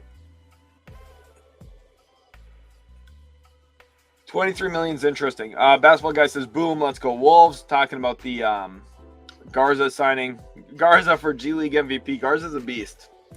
He's pretty solid. He can't defend and he doesn't pass the ball at all. He just shoots every time he touches it. His eyebrows are huge too. But he's a nice guy. Luka Garza is a good player. Solid player. Not a great one, but a solid one. He's probably just about as good as Eubanks, and he's playing for half the price. I do think Lowry is the biggest trade commodity. Cheap contract, can fit into a bunch of different salary caps this season. Obviously, the long-term thing would be hinging on you being able to extend him, but could Detroit or Houston go for Lauri Markkanen? No. So Detroit, they just had front office change. They have a brand new president of basketball operations, everything. So don't be shocked by that. If they're just kind of sitting waiting. Possible move for the Lakers that can upgrade the team to compete. Klay Thompson. If they get Klay Thompson, that's the move to help them compete right now. We got some Pistons fans, Spurs fans, Hornets fans, Lakers fans. Very happy to see that. Go hit the like button. And Liam is a 76ers fan, but he's got a Kyrie Irving image there. Manny is a Raptors fan. Shout out to everyone in the stream right now. Appreciate you guys. Cue the music. Blazers. We got a Blazers fan. We got Magic fans in here as well. Cue the music. Orlando Magic. Dude, that song is so catchy. I'm not going to lie. Edroid is a Heat fan. Again, Blazers, Pistons, Spurs, Blazers. Not your average 10K says, knowing the Warriors, they probably would trade Kuminga. I hope not. Kuminga's so good. We'll see. Steven Fine says Wizards. Paul says Cavs. Possible move for the Lakers that can upgrade the team to compete. Again, it is all centered around possibly getting Klay Thompson. Awit says, Mavs fans, stop dreaming for Klay. Lakers will get him. Very possible they do, but this type of trade construction on the screen is possible. ML Miles said, what happened with Slow-Mo? He's going to leave Minnesota. I would be shocked if he's back with the Wolves next season. K-Nell, thank you for the 2 again, says, can Lakers get Lauri through Gabe and D'Lo? I just don't think the Lakers have enough draft pick-wise, K-Nell. Salary-wise, they could theoretically do that. But from a draft pick perspective, I think Utah would be more benefited working with San Antonio, even working with Golden State, or working with Oklahoma City like we've talked about at length already today. Lex F1 says, what will Orlando do with their remaining $30 million? I think Mo Wagner is an important piece. I would have loved for them to go out and try and get Klay Thompson, but I don't think that will be in the cards. Lawrence Lopez says, Danny Ainge will take your house for Lauri even with a year left on his contract. Yeah, Danny Ainge is going to try and win any trade he makes, of course. Wolves fan for 10 years and not from Minnesota. That's awesome to see. I am from Minnesota, but I am not a Wolves fan, so that's funny. Look at that. What direction is Utah heading? I think they should try and sell and lose, but we'll see if they actually do that or not. Will be interesting to actually see. Justin Ford says, I've liked and subbed. What do you think about the Charlotte and Miles situation? I think Miles Bridges will stay. Oh, also, I just realized, too, I didn't even include Quentin Grimes in the Mavs rotation next year. So, Mavs definitely don't need to spend the biannual exception or the remainder of their mid-level. I think they're going to be very happy. Do I think Phoenix can snag Walker Kessler? No, probably not. Jump Ball says, Pat Riley, please do something. This is the worst part about free agency. You're sitting waiting for your team to do something. You're waiting for some big news, and nothing happening. LeBron James would be open to a pay cut to bring in DeMar DeRozan to the Lakers. Very interesting. That's interesting news to be aware of. Klay isn't good. There's a reason Warriors are passing. No, Klay's still very good. He led the entire NBA in off-screen shooting and off-screen scoring. So if you're talking about functional fits off of LeBron James or Luka Doncic, I'd be very valuable. Now, the thing is, Golden State's a very different team than those other teams. Then Dallas has a generational on-ball point guard. Steph, a lot of his value comes from what he does without the ball. Obviously, very, very good with it, too. But having a huge jumbo playmaker like a LeBron or Luka Doncic would do wonders for Klay Thompson. I think Klay going on to a Dallas or a Lakers team would be better for his career, honestly. William says he's a Mavs/Kyrie fan. A lot of awesome stuff. We got Spurs fans, Bulls fans, Hawks fan here. That's sick to see. Allens Black said, who should Memphis trade for this summer? I don't think Memphis is going to make a big trade. I think they like their roster as currently constructed. Deadeye says Pelicans. Derek says Spurs. Flavu is a Mavs fan. We got Spurs, Raptors in here. Lakers, Mavs, Clippers, Mavs. A lot of Mavericks fans. I'd love to see that. K-Nell says, can Lakers get Lauri through Gabe and D'Lo? Likely not. Oliver F. Says he's a Kings fan. Great to see. The Rain says even the Bulls are making moves while the Lakers stand still. The Lakers say they're all waiting for Klay Thompson. If they get Klay Thompson, it's a huge win. Liam is also a fan of the Maxey, of Tyrese Maxey. That's sweet. Uptown League, so Sixers fan. Big day for you guys yesterday, Uptown League. Hope you are excited for it. Elijah says, haven't seen a Kings fan. We got a lot of them. There are a lot. They just haven't been as prevalent today in the comment section, but there's usually a lot of Kings fans hanging out, leaving comments on the channel. Eric says he's a big Spurs fan. Trevor Newman says, I feel like a Wiggins for Bruce Brown swap makes sense. Bruce seems like a warrior type of player, and Wiggins can go to the Raptors since they don't seem to want to rebuild. I just think for Golden State, a team that's already kind of small, like giving up Wiggins for Bruce Brown just makes you smaller. That's one of the only things I don't like about that deal, Trevor. Rico says Lauri to the Heat. Would be interesting. I don't think that's going to happen, though. Live and Proof says, check Brandon Ingram's Wikipedia page. It now says he's a professional basketball player for the Sacramento Kings. What the heck? Brandon says, Brandon with the emoji. We got a Magic fan in here. Shout out to Brandon. Not your average 10K says Ausar taking that small forward spot. Hopefully he shoots more than 15% from three this year. Hopefully he shoots a little bit better than that. Lawrence says Klay wants to pass Stephen Dre on his ring count, which will happen. He will go to a contender. Would be fascinating. If Klay wins another ring, we're talking about 5 championships for Klay Thompson. That would be tremendous. Klay sign and trade for Josh Green and Cleveland makes sense financially. It does, but the Mavs also have that trade exception, which is essentially what this trade on the screen showing, using this Tim Hardaway contract trade exception to bring in Klay Thompson on a similar deal. And that's theoretically more than the Lakers might be able to offer. So has the Paul George signing happened yet? Yes, it did. It did. It happened last night. Illuminati says Spurs fan. Elite TV says you think Houston has a trade or signing coming. If maybe a trade, they're positioned for a trade, but maybe not this offseason. Maybe during the year or next offseason. DJ says thoughts on the Sixers getting Kyle Anderson. Not sure who the 4 should be with Maxey, Oubre, PG, and Embiid. I like Batum still. For them. Miles says slow-mo to the Spurs as long as he's on the 20 minutes per game plan. I love it. That's what I think would be the best. But back to this hammer. I know there's rumors that Batum won't return to Philly. I mean, we'll see. We'll see what happens. They have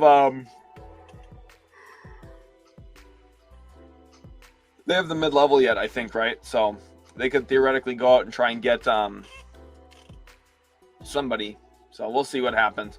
Marcus says he's a Mavs fan from Estonia. That's cool. Glad to have you watching. Minky is a Mavs fan. Shout out to Minky in the chat.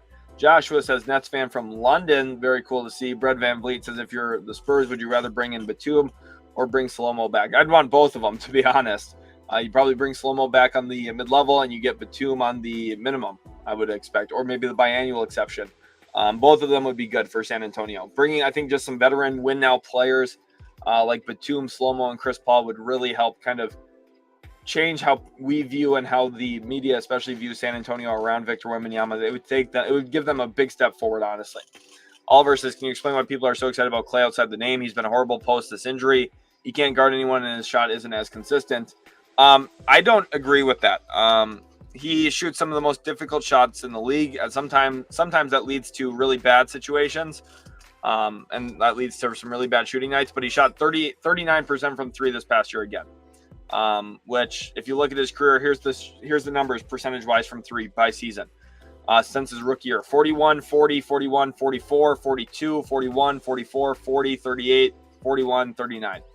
Like, they're all right in that same bunch. Like, the 2 percentage points, you're looking at like 5, 6, 7, 8 made threes would change his percentages, which is not that drastic. Like, I'm not going to base my analysis on 1 or 2 percentage points too much. And Ganola says, you think Jazz would throw Hornets a first for Miles Bridges sign and trade with Collins going to the Hornets? No, I don't think the Jazz are looking to give up picks for signings right now. Godtron says, do you think Trae Young will get traded? No, I do not think he will. Godtron, thanks for the question. Outbound says, if OKC strikes out on Lauri, I think we need to go after KD right away. I don't think the Suns are going to trade Kevin Durant this offseason, to be honest. NLE Chapa says, I'm a Memphis Grizzlies fan. Appreciate having you in here, my guy. Zach says, can you do a trade package for Capella? I feel like the Hawks are moving him very soon. Let's go ahead and hop back over to that right now. What would a Capella trade offer look like? So there's a couple of different teams that I do think in a vacuum could make some sense for Atlanta to work with, centered around Clint Capella. I think one of them, in theory, who would I love the most? Orlando's not a terrible one, but I'm not expecting them to really do that, given their situation. The Clippers, I think, are one that would maybe be interesting to watch for after losing Paul George.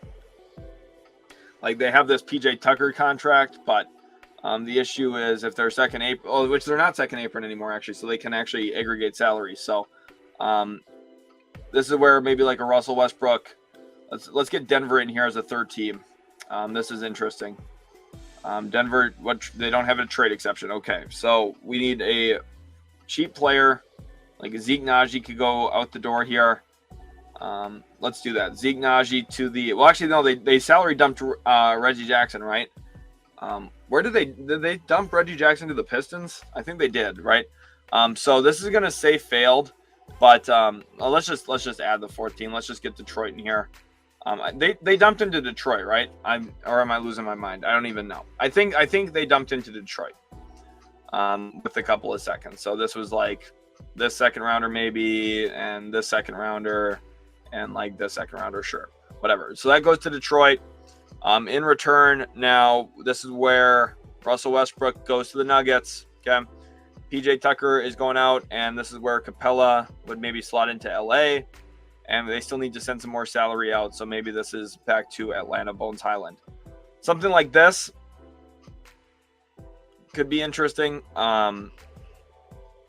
If Atlanta, well, so maybe the Clippers have to give up a couple twos in this too. Let's trade this second rounder to the Hawks and trade this second rounder to the Hawks. Maybe something like this.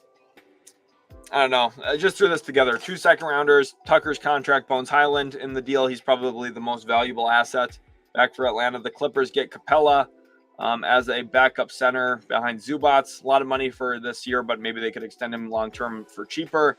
The Nuggets get Russell Westbrook. The Pistons get Reggie Jackson and the 3 second rounders as part of that salary dump that was already executed earlier. That's just so I can have access to the trade exception, essentially, is why I'm including that in my deal. Melvin says, where is Chris Dunn going to land? I think staying in Utah makes probably the most sense. I would have loved him as a Minnesota spot if they had more money, though. How am I not a Wolves fan? My favorite player growing up was Dirk Nowitzki, so that's why.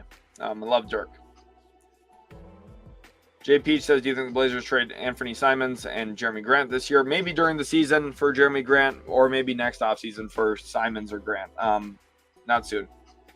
Alex says Klay Thompson's defense is what's concerning. He's still an incredible offensive player. And that's why I think Dallas makes sense. That's why I think the Lakers make some sense.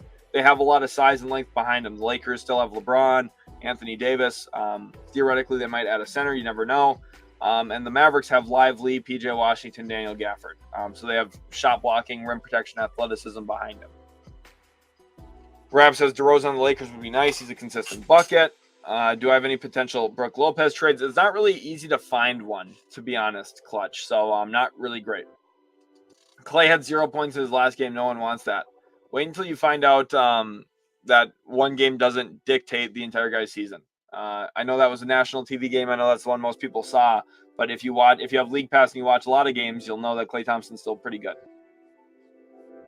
G Prod says if we get Klay Thompson, we're going to be unstoppable. Klay Thompson's going to be good. He's going to be useful offensively for a lot of people. Kyle says he's a Wolves fan. Tina is a Suns fan. Miles says, what do you think is the best division in the West, considering the draft and trade so far? Best division is still OKC, Denver, OKC, Denver, Minnesota. They led the West in wins last year, those 3 teams. So someone says Denver wants to get rid of Zeke Naji's contract and they're willing to give the 2031 pick. And they would have room for non-taxpayer mid-level. And the first on their list is Gary Trent Jr. or Melton. We'll see what happens. I'm not sure what they're going to do. Michael here says, where is Thompson to go? More chance for Lakers or for Mavs? I think the Mavericks are the favorites right now. Mr. Awesome says, do you think the Magic should trade Franz, Suggs, picks, etc. for Markkanen since they have KCP and Suggs at the shooting guard spot? No, I don't think that the Magic should do that. I think the Magic should keep their young core together. Northside says, Grizz fan here. Jaw's my favorite player as well as the Hawks. Glad to see that. John Stockton 2K. Oh, geez. Tony, okay.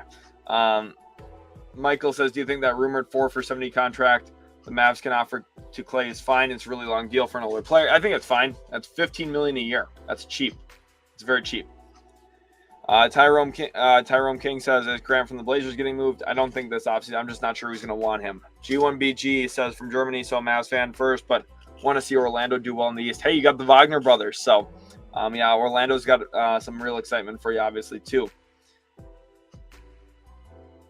Let's see here. Zhao says, should the Nets send Dorian Finney-Smith to the Sixers for the Clippers 2028 first-round pick? That would be very beneficial long-term for the Nets, and the Sixers could use a guy like Dorian Finney-Smith right now for sure, too. ATG Rico says, Klay would fit perfect for the Pacers. What would a sign and trade look like?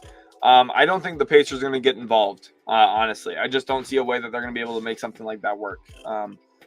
They already have a lot of players that they like. It would have to be centered something around Aaron Nesmith or like Jarris Walker and something else. So I just don't think Indy's going to be in the market for Klay Thompson this offseason, though. You said Memphis' roster is well constructed so far. How? They have their point guard, John Morant. They've got Desmond Bane. They've got a couple of wings that they like in Vince Williams and Gigi Jackson. They've got Jaren Jackson Jr., and they just drafted Zach Edey to play center. They've got their 5. And they've got Kennard likely off the bench if they keep him. That's that. Pat here, thank you for the 5. He says, do you think OKC will have a start 4 with the last slot matchup dependent? Hello, Mavs fans. Happy OKC fan here. So this is a great question. This is something back in 2019 that Nick Nurse did with the Raptors, where sometimes he would start Pascal Siakam, sometimes he would start Serge Ibaka, sometimes he would start Marc Gasol, kind of a pivoting front court unit. And I think for OKC, that wouldn't be a terrible option. Now, you need to have a smart coach, a creative coach who's capable of managing rotations with those different types of lineups.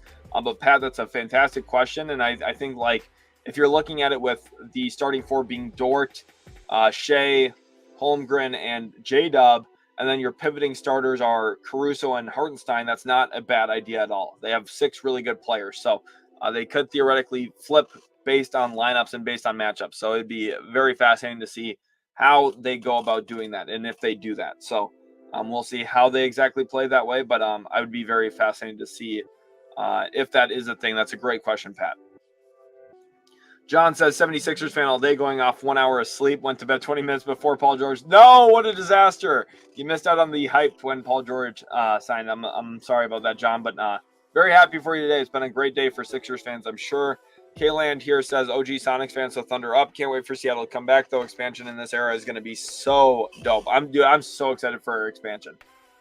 I'm so excited. I am trying to distract from the 0 of 10 elimination game. It was a terrible game, but I think we can all, be very mature and realize that one game does not dictate a guy's career, especially when he has 4 rings.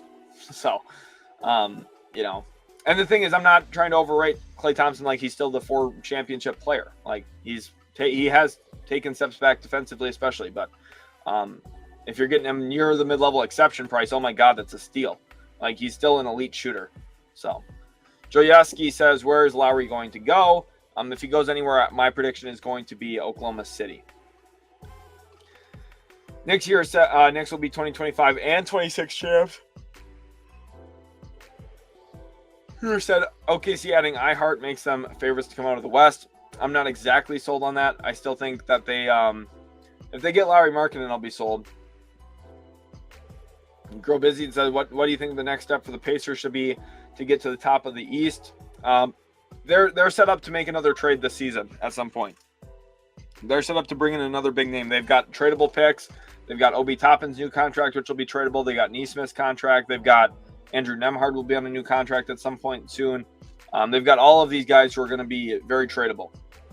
Akillan says, do you think we're giving quite a bit of our youth? Like, I know we do have Pajemski and Trace as good rookies, yet giving Moses Moody and maybe other trades, including some of our youth, ruins our future. The thing is, when you have Steph Curry, if you're trying to win, the future doesn't matter as much, even though like that will leave you in a bad spot long term. It's hard to win and trying to be good long term. It's very hard to do that. It's hard to do either. It's hard to win and it's hard to be good long term. It's very impossible almost to do both. So we'll see. Hawks got no defense. I feel like, the Hawks defense is pretty slim pickings, honestly.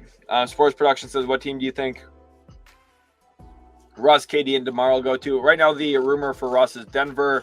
DeMar, I think, will stay in Chicago, and I think KD will stay in Phoenix ultimately this offseason. Oh, to the Hornets. Okay, my bad. Whoops, guys. Let me can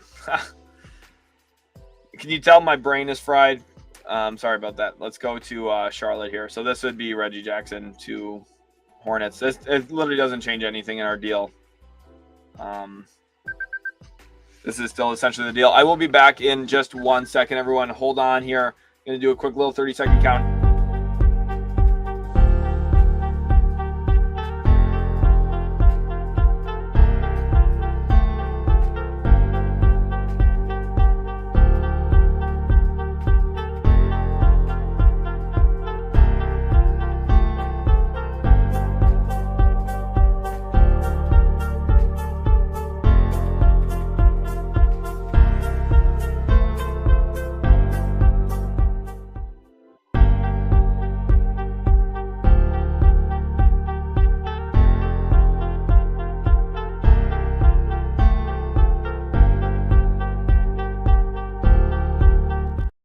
All right, we're back. Thank you guys for that little pause. Quick, I just needed to talk to somebody really quickly on the phone. My sources, right? People were kind of shocked last night when I recorded the Paul George video and posted it before the official signing. Paul George was a 76er. I knew that. Everyone should have known that. At the moment Derek Jones Jr. signed the contract, everyone should have known. Mavericks are the favorites to land Klay Thompson. Let's go back and talk about what that would theoretically look like.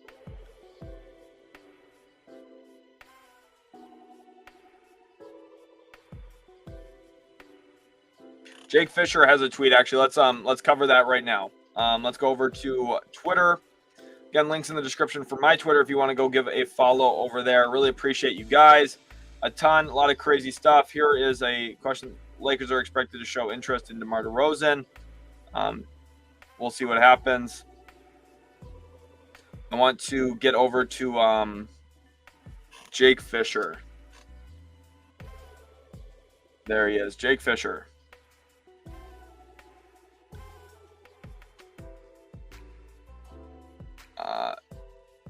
Hartenstein was expected by many to re-sign last week. Dallas, by various accounts, was going after KCP until he opted out. Clippers don't go after Derrick Jones Jr. if Paul George stays. Chris Paul might not have been in San Antonio if he got traded.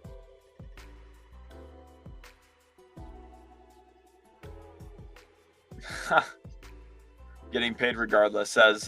So, yeah, a lot of crazy stuff has changed. Last week people were expecting Hartenstein to re-sign. A lot of crazy stuff happened in the NBA very, very quickly. Luka and Jokic to Detroit in 2027. We'll see about that. Elite TV says, is Buddy Hield a free agent? I can't remember. If so, 1, where do you think he goes? 2, where do you think he fits best? So Elite TV, he is a free agent. I'm not exactly sure where he's going to go. To be honest, this actually,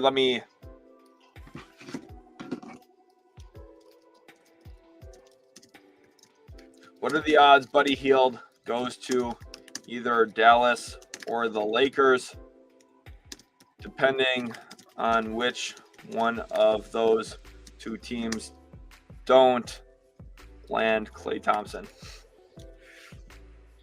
Honestly, if Buddy Hield's going to go somewhere, he's probably going to go to the team that doesn't get Klay. If I had to guess, which isn't terrible. I didn't mean to click that. Hield's been long rumored to Dallas in the past.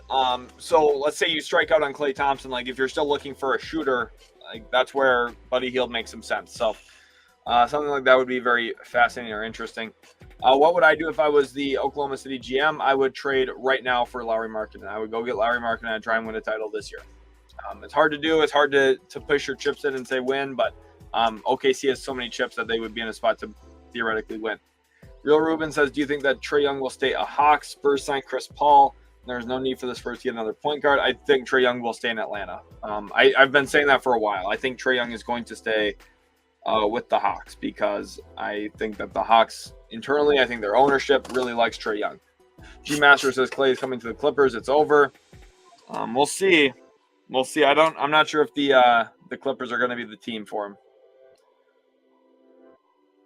James wants to know if the Pelicans are going to go after anyone else. I think the Pelicans maybe will make a signing for a center on the minimum, someone cheap, affordable. We'll see if something like that really pops up, though. But appreciate all of you guys for being in here on Twitter. Link is in the description again to go follow if you guys aren't. Minky says, how good did the Mavs look? The new Mavs look right now. I like their team, and I think if they get a shooter, Klay Thompson or Buddy Hield, they'll be a really good, solid team for sure. Again, next season, they need shooting. The Mavs do, so getting a shooter is good. Reborn says, Rip Sheldon, he was so young. What's going on with Sheldon? I don't know what's going on with me. Do you think Klay is going to Orlando? I think Klay would be tremendous in Orlando. I just ultimately do not think he's going there. If Klay goes to Dallas, him or Luka is going to have to run the 3. Klay will. Klay would run the 3. And Luka is so big anyway that wouldn't be too much of a problem. Luka guards a lot of wings anyway, the way it is already. M says, who would you say are the possible options for the Pacers at center? Likely needing a third center for cheap.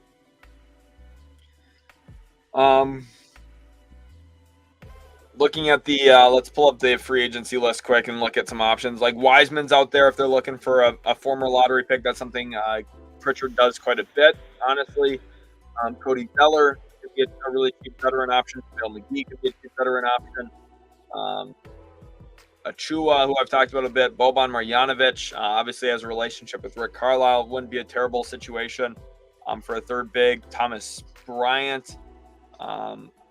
I can't remember if he opted in or out of his contract. Omer Yurtseven could be available for them for very, very cheap.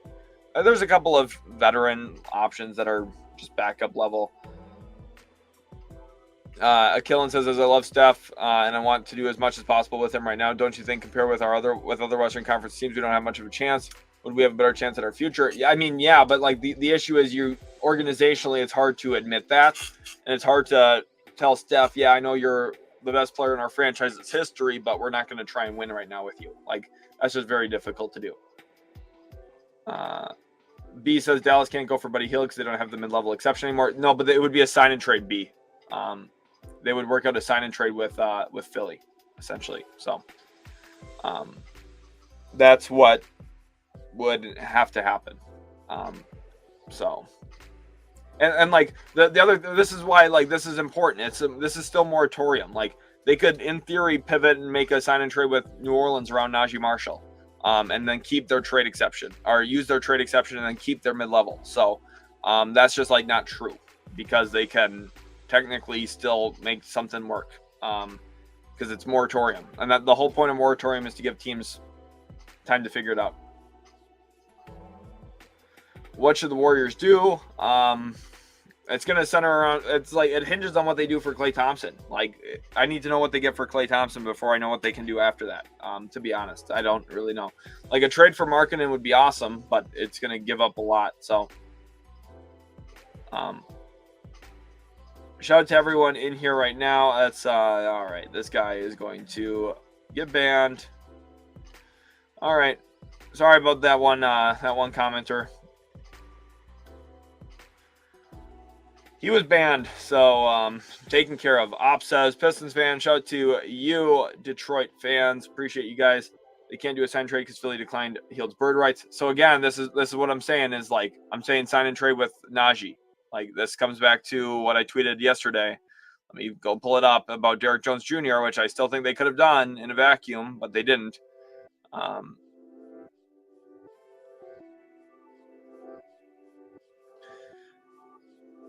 If the Mavs lose out on Klay Thompson, instead of using their trade exception for him, Dallas could quickly pivot, try to get New Orleans to help them land Najee in their trade exception from Tim Hardaway Jr. They could split the trade exception up and open up their mid-level again. Like, there's a lot of ways to make this work. He said some crazy stuff, be realistic. You don't even want to know. I was shocked by that.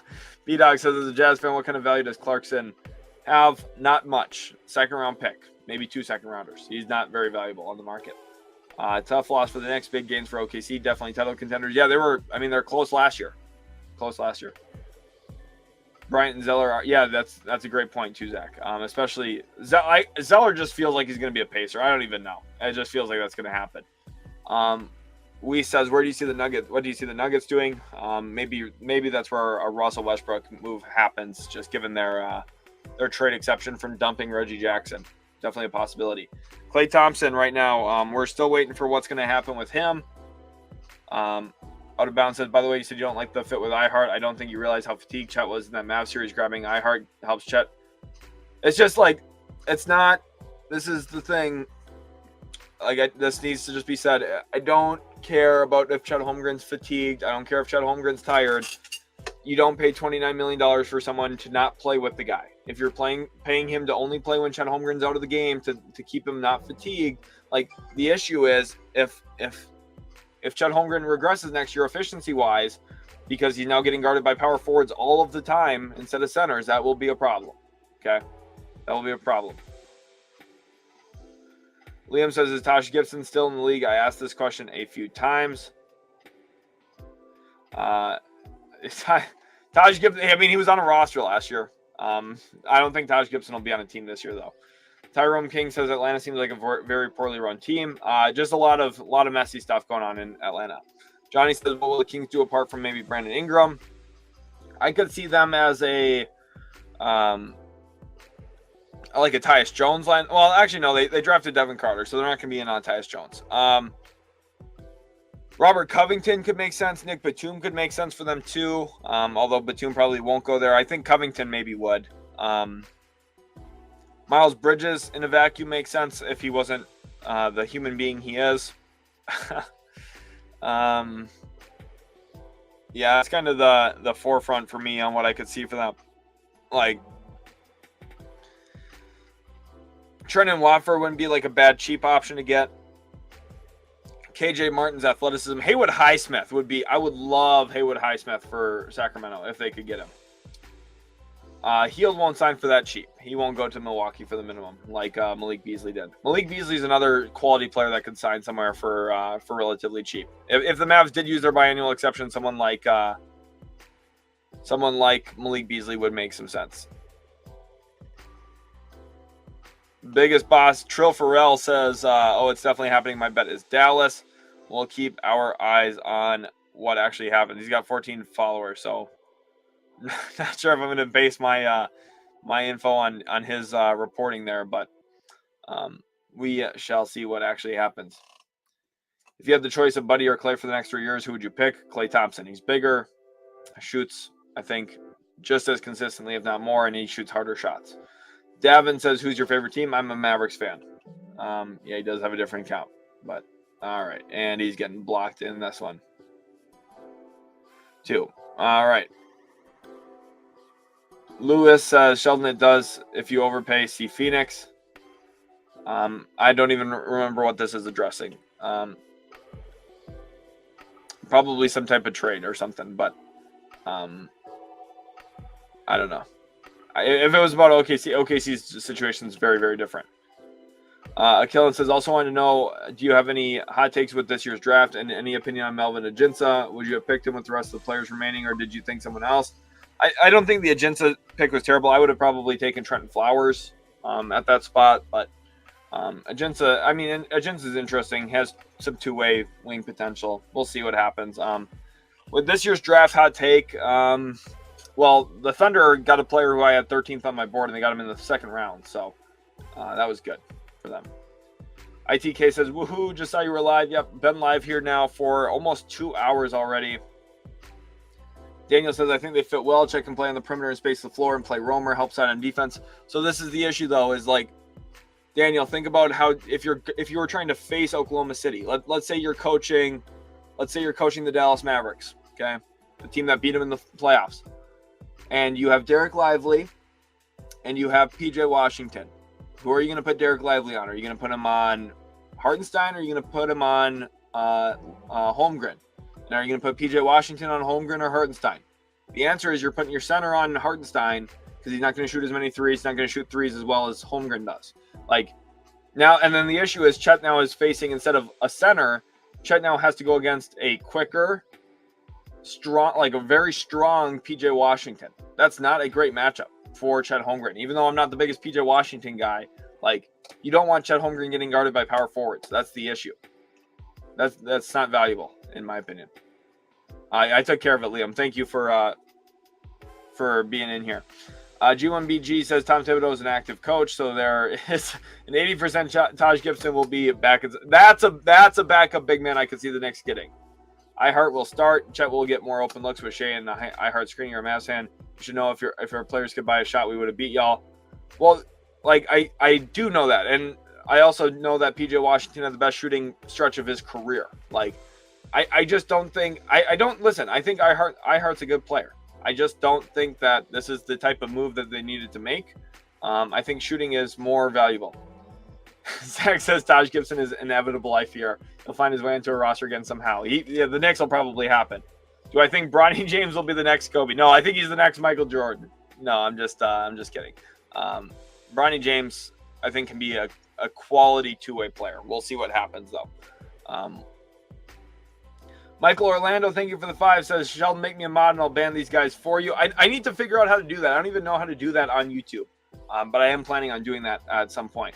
JP, thank you for the 2 as well, says, thoughts on Blazers moving Grant and or Simons. I just don't see it happening this offseason. Maybe Jeremy Grant during the year at the trade deadline. I'll be streaming for that. Make sure you guys stay tuned. And then Anthony Simons maybe by next offseason. I just don't see those things happening this offseason, Jay Peach. But thank you again, Michael, for the 5. I will definitely try and figure out how to make people mods. And then that stuff will hopefully get taken care of. Appreciate you guys. How did I deal with Wolves versus Mavs? I was thinking about you. It was fun. I had fun watching the Mavs. I was covering the Wolves, but I was cheering for Dallas, so it was fun. It was a lot of fun. Haywood Highsmith is such a good player, man. Like, I don't think people understand how good Haywood Highsmith is. I'm going to look up Haywood Highsmith right now and see if there's any rumors on him.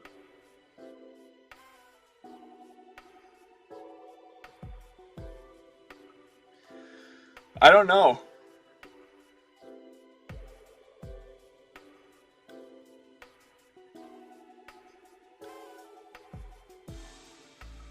Man, we'll see what happens. No rumors on Haywood Highsmith yet, but I think he is one of the better free agents available yet, to be honest. He's super good for his talent. What percentage of second-round picks are playing in the NBA, not the G League, 3 years after entering the league? Probably like 20%. If I had to guess, maybe 30% of them. And I'm sure the first round's about 50%, 55%, maybe a little bit more. So draft, sometimes it's, the results aren't great, but all right, this guy is getting put in timeout too. Why are people weird? I don't understand. Alan says, what a trade for Chris Middleton would be like. Chris Middleton's not going to get dealt, I don't think. DJ Hammer says, am I the only one who thinks the new CBA is quite punitive? I feel like teams who have their own draftees should become their top players, should get some leeway. Boston, but the Jays, Denver, Jokic, Murray, MPJ. So this is what I think. I think that NBA teams do not understand the CBA. I read through it. I really don't think that they understand it. The NBA CBA does not make it harder to keep great rosters together. It does not do that. It does not stop a team from paying. It does not stop a team from keeping their core together. What it does do is it makes it impossible to add to a great roster. So for Denver, they could have kept Kentavious Caldwell-Pope. The reason that they didn't is they were scared of getting way into the tax, way above the apron, and not being able to make other moves. So as a result, they let KCP go. The Clippers were afraid of paying Paul George a max contract. They were afraid of being way into the aprons, way above the tax, and not having flexibility. They let Paul George go so they could sign Derrick Jones Jr. You tell me right now, would you rather have Derrick Jones Jr. or Paul George? Do you think the Clippers really made the right decision?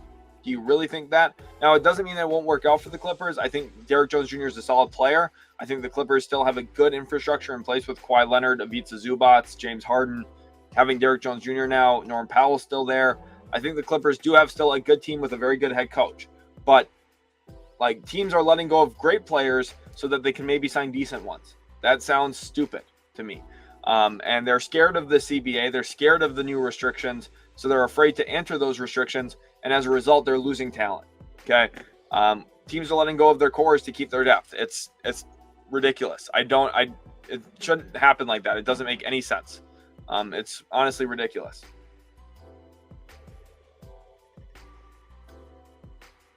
Yeah, that one guy does not touch grass. Clearly. Very clearly. Donovan Mitchell signed an extension for sure. JPH, appreciate you, my guy. Chilsey says someone's mad and they want some attention. Honestly, that's the crazy stuff going on in our world. Unfortunately, we've got crazy people who do dumb things. Nathan says, what do the Hawks do and how much cap do they have? Hawks are way over the cap. I think if anything, they're going to try and trade Clint Capella. But I'm not sure exactly where the value is going to be in here.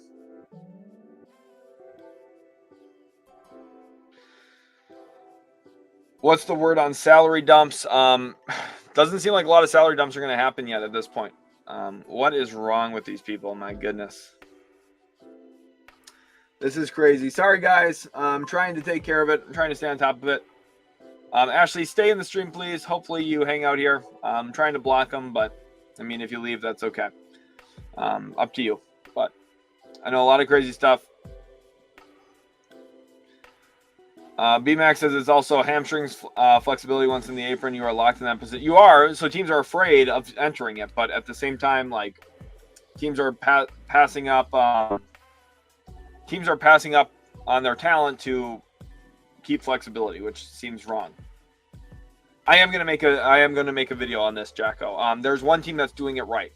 That's what the video is going to be centered on. Bro says, do you think Klay Thompson will be a good fit for LeBron? I 100% do. We do have a signing. The Milwaukee Bucks make a move. Let's go over to Woj now, I think is who reported it probably. Yep, Woj. The Milwaukee Bucks signed DeLon Wright, 1 year, $3.3 million minimum contract. So DeLon Wright to the Milwaukee Bucks. 1 year, $3.3 million from Adrian Wojnarowski. Emil here says, is there any chance that the Lakers get Sexton and Kessler in a trade? Probably not. I would be kind of surprised if that happens. Do you see Najee as a possible Dorian Finney-Smith? No, he's a very different player. A little bit more playmaking feel, less of a corner shooter, but he's valuable. Steven Jett says, Tyus, I think, would be a tremendous fit in Orlando. I've been deleting him, Ray. I've been taking care of him. Great move for the Bucks. I like this quite a bit. All right. What is the best possible trade for the Jazz and a potential Markkanen deal? The best possible trade for the Jazz is one with the Thunder, getting a bunch of picks, some young players. That is the best deal. Bruh says Milwaukee Bucks just trying to make up for the lack of defense. Yeah, this is what this addresses. Who do I think is the most underrated player in the league? That's a great question. Let me think on that for a little bit, Goff. I'll get back to you. Daniel says, what the heck? Yeah, talking about some of the comments. Mendy here says, what can the Bucks do besides DeLon Wright? Minimums. They can sign guys to minimums. That's all they can do. They're a second apron team. They don't have a lot of flexibility. This is what teams are scared of, right? Teams are afraid of that lack of flexibility. Solid addition for Milwaukee. Two-way downhill guard play for the Min. It's like, this is a solid signing. Very, very solid. Doesn't move the needle a ton, but it doesn't hurt them at all. So, yeah, Sabonis is underrated. That's a not a bad shout. Sabonis is very underrated. Bealistic says, Sheldon, I have a question. Where do you have Precious Achiuwa going? Precious Achiuwa, I think, will stay in New York, honestly. Brendan says, good morning / afternoon, Sheldon and chat. Appreciate you being in here, Brendan. Always appreciate to you. Make the chat accessible to subs only. Let's do that, actually. That's a great idea, especially given some of the difficulties with the stream. We are going to put the participation mode into subscriber only, and it will have a 1 minute subscribe time. So you have to, before you leave a comment, you have to subscribe. It'll take a minute before you're able to leave a comment. But that way, if you are new, you should be able to subscribe just fine, no problem, and still get your comments in without a problem. Andrew says, what does a Lopez or Middleton trade look like? I just don't think the Bucks are going to be able to make one of those trades. If they do trade Lopez, it'll be to the Lakers, something centered around Gabe Vincent and maybe Jared Vanderbilt. Nick said Kenneth Lofton Jr. I haven't seen anything about him. I have my Detroit Pistons winning around 30 to 35 games, still missing the playoffs, but it's a 20-game improvement. I think 25 to 30 games is probably a little bit more realistic. Nova says Tyler Hero to the Jazz. Maybe. Why so many picks for Mikal Bridges? Because he's perfect for the Knicks. It was a great trade for the Knicks. Valen Rio says watching from work. Like that. Oh, heart of the team. Maybe not heart of the team, but like the kind of impact, the kind of energy for them would probably be kind of similar. I get what you're saying. I like that. Mavs, I see what you're saying now. But yeah. What if Lauri says Miami only? I mean, you could say that about any player, but I don't think that's going to happen. Whoever voted Sabonis for Defensive Player of the Year surely didn't help his PR. Yeah, that was crazy. That was crazy. Nate here says, why does it feel like this free agency year is so slow? It's because we were all waiting for Paul George, and now we're all waiting for Klay Thompson. That's why. That's why it feels slow. Zach says, Buddy Hield, low-key the most underrated. Shooting, gravity, and movement shooting. Very, very valuable, and people crap on shooters when they have bad games. Literally, like, honestly, I literally considered answering Klay Thompson. I think Klay Thompson is extremely underrated. I think Buddy Hield's extremely underrated. I think from a fan perspective nationally, Lauri Markkanen's underrated. I don't think people understand how good Lauri is. I think, honestly, from a media perspective, Rudy Gobert is so underrated. Rudy Gobert is so good. Like, the one thing about Rudy Gobert, think about Derek Lively and his impact in Dallas, how Mavs fans feel about Lively.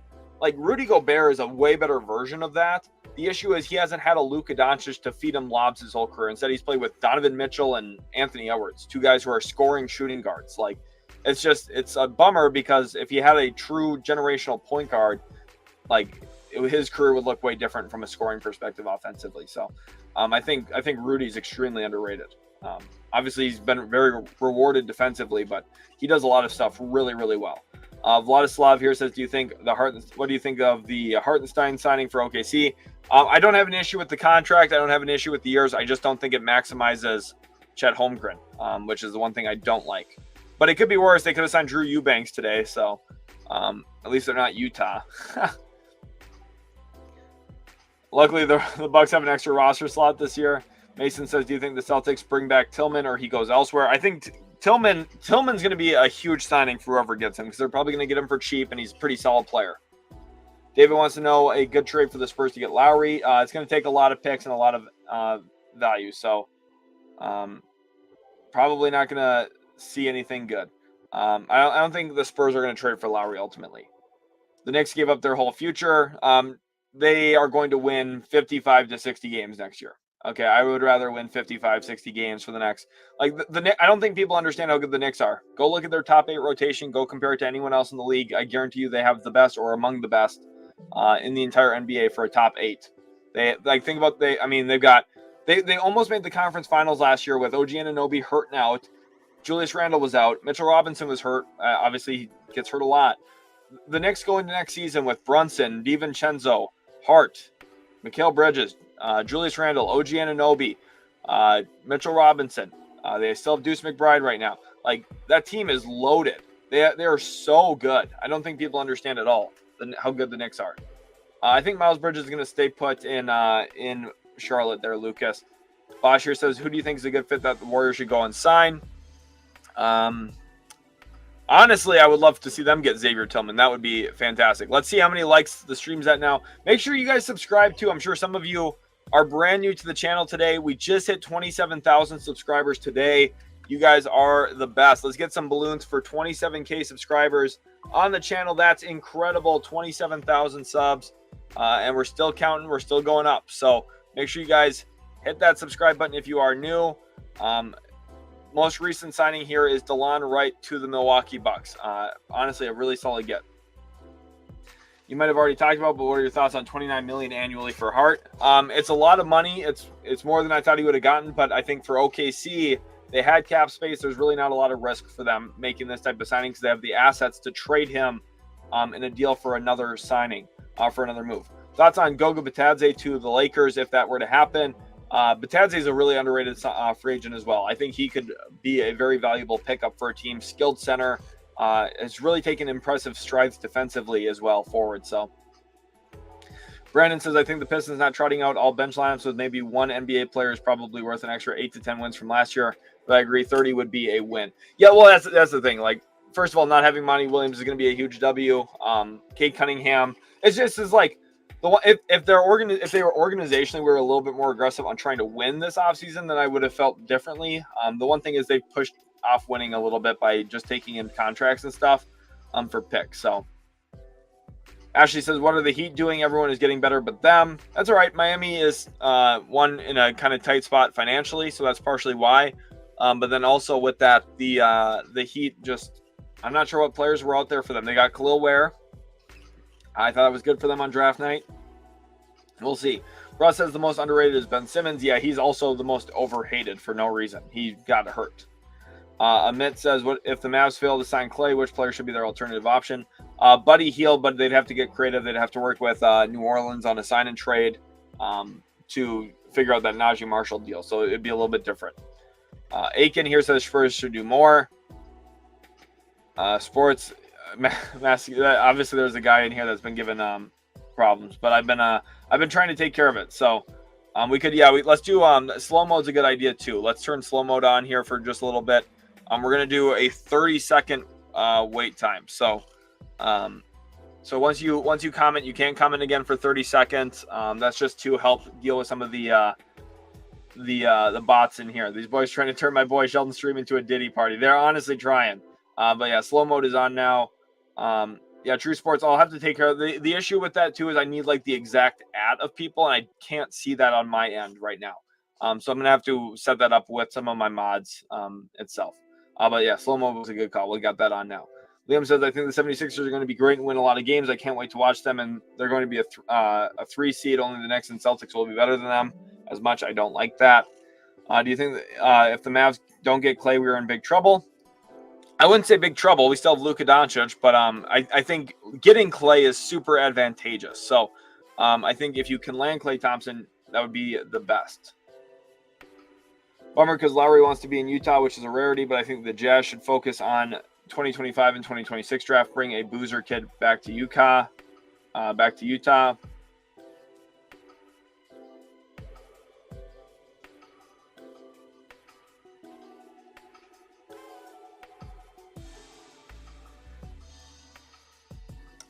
Ballers here says, do you think the Jazz can get Castle and a Lowry trade if it happens? That's what I'd be asking for if I was Danny Ainge.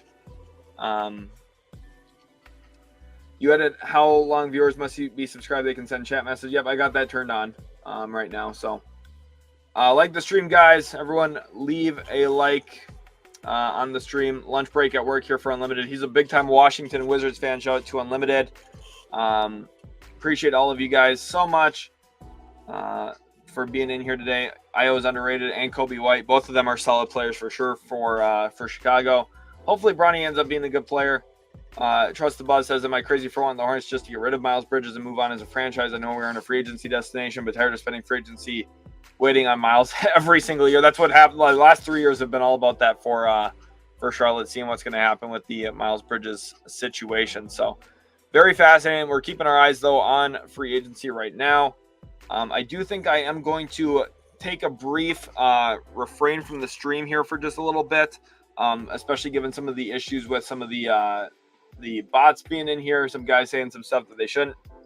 I don't think Ben Simmons is good. I just think he's overhated and underrated because people just think he's absolutely garbage, and he's not. There's things Ben Simmons is good at. You just need the right team around him, which is hard to do. But any guard recommendations for the Lakers?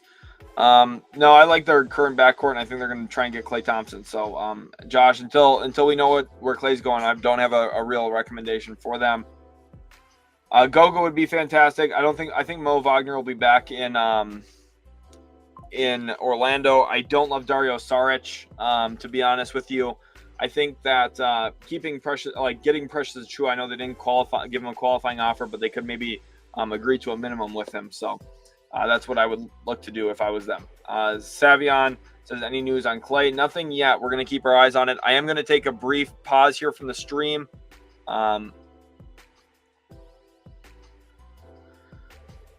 We'll take a brief pause from the stream. I've been live for over 2 hours. I'm sorry, David, that you just came back. But, guys, turn on notifications. All 800 of you, hit the notification bell right now on the channel. That way, when I do go live again later today, and if there's any news that breaks, I will immediately go live. Stay tuned for that. Appreciate you guys. I'm going to try and get this moderator thing taken care of so that we have that kind of lined up. I know the free agency's been a little slow, but there's going to be a lot to rehash and recover here. I do have a video up on the channel too that just came out. It's my NBA free agency's winners and losers from day one. It's a fun video, a little good one that I think would be a fun watch for everybody in here right now. I'm going to send that link in the chat right now for you guys. Sending the link here currently. This is my winners and losers video. So click that link, go check that out right now. It's the most recent video on the channel, and I'll catch you guys in the very next stream coming later today.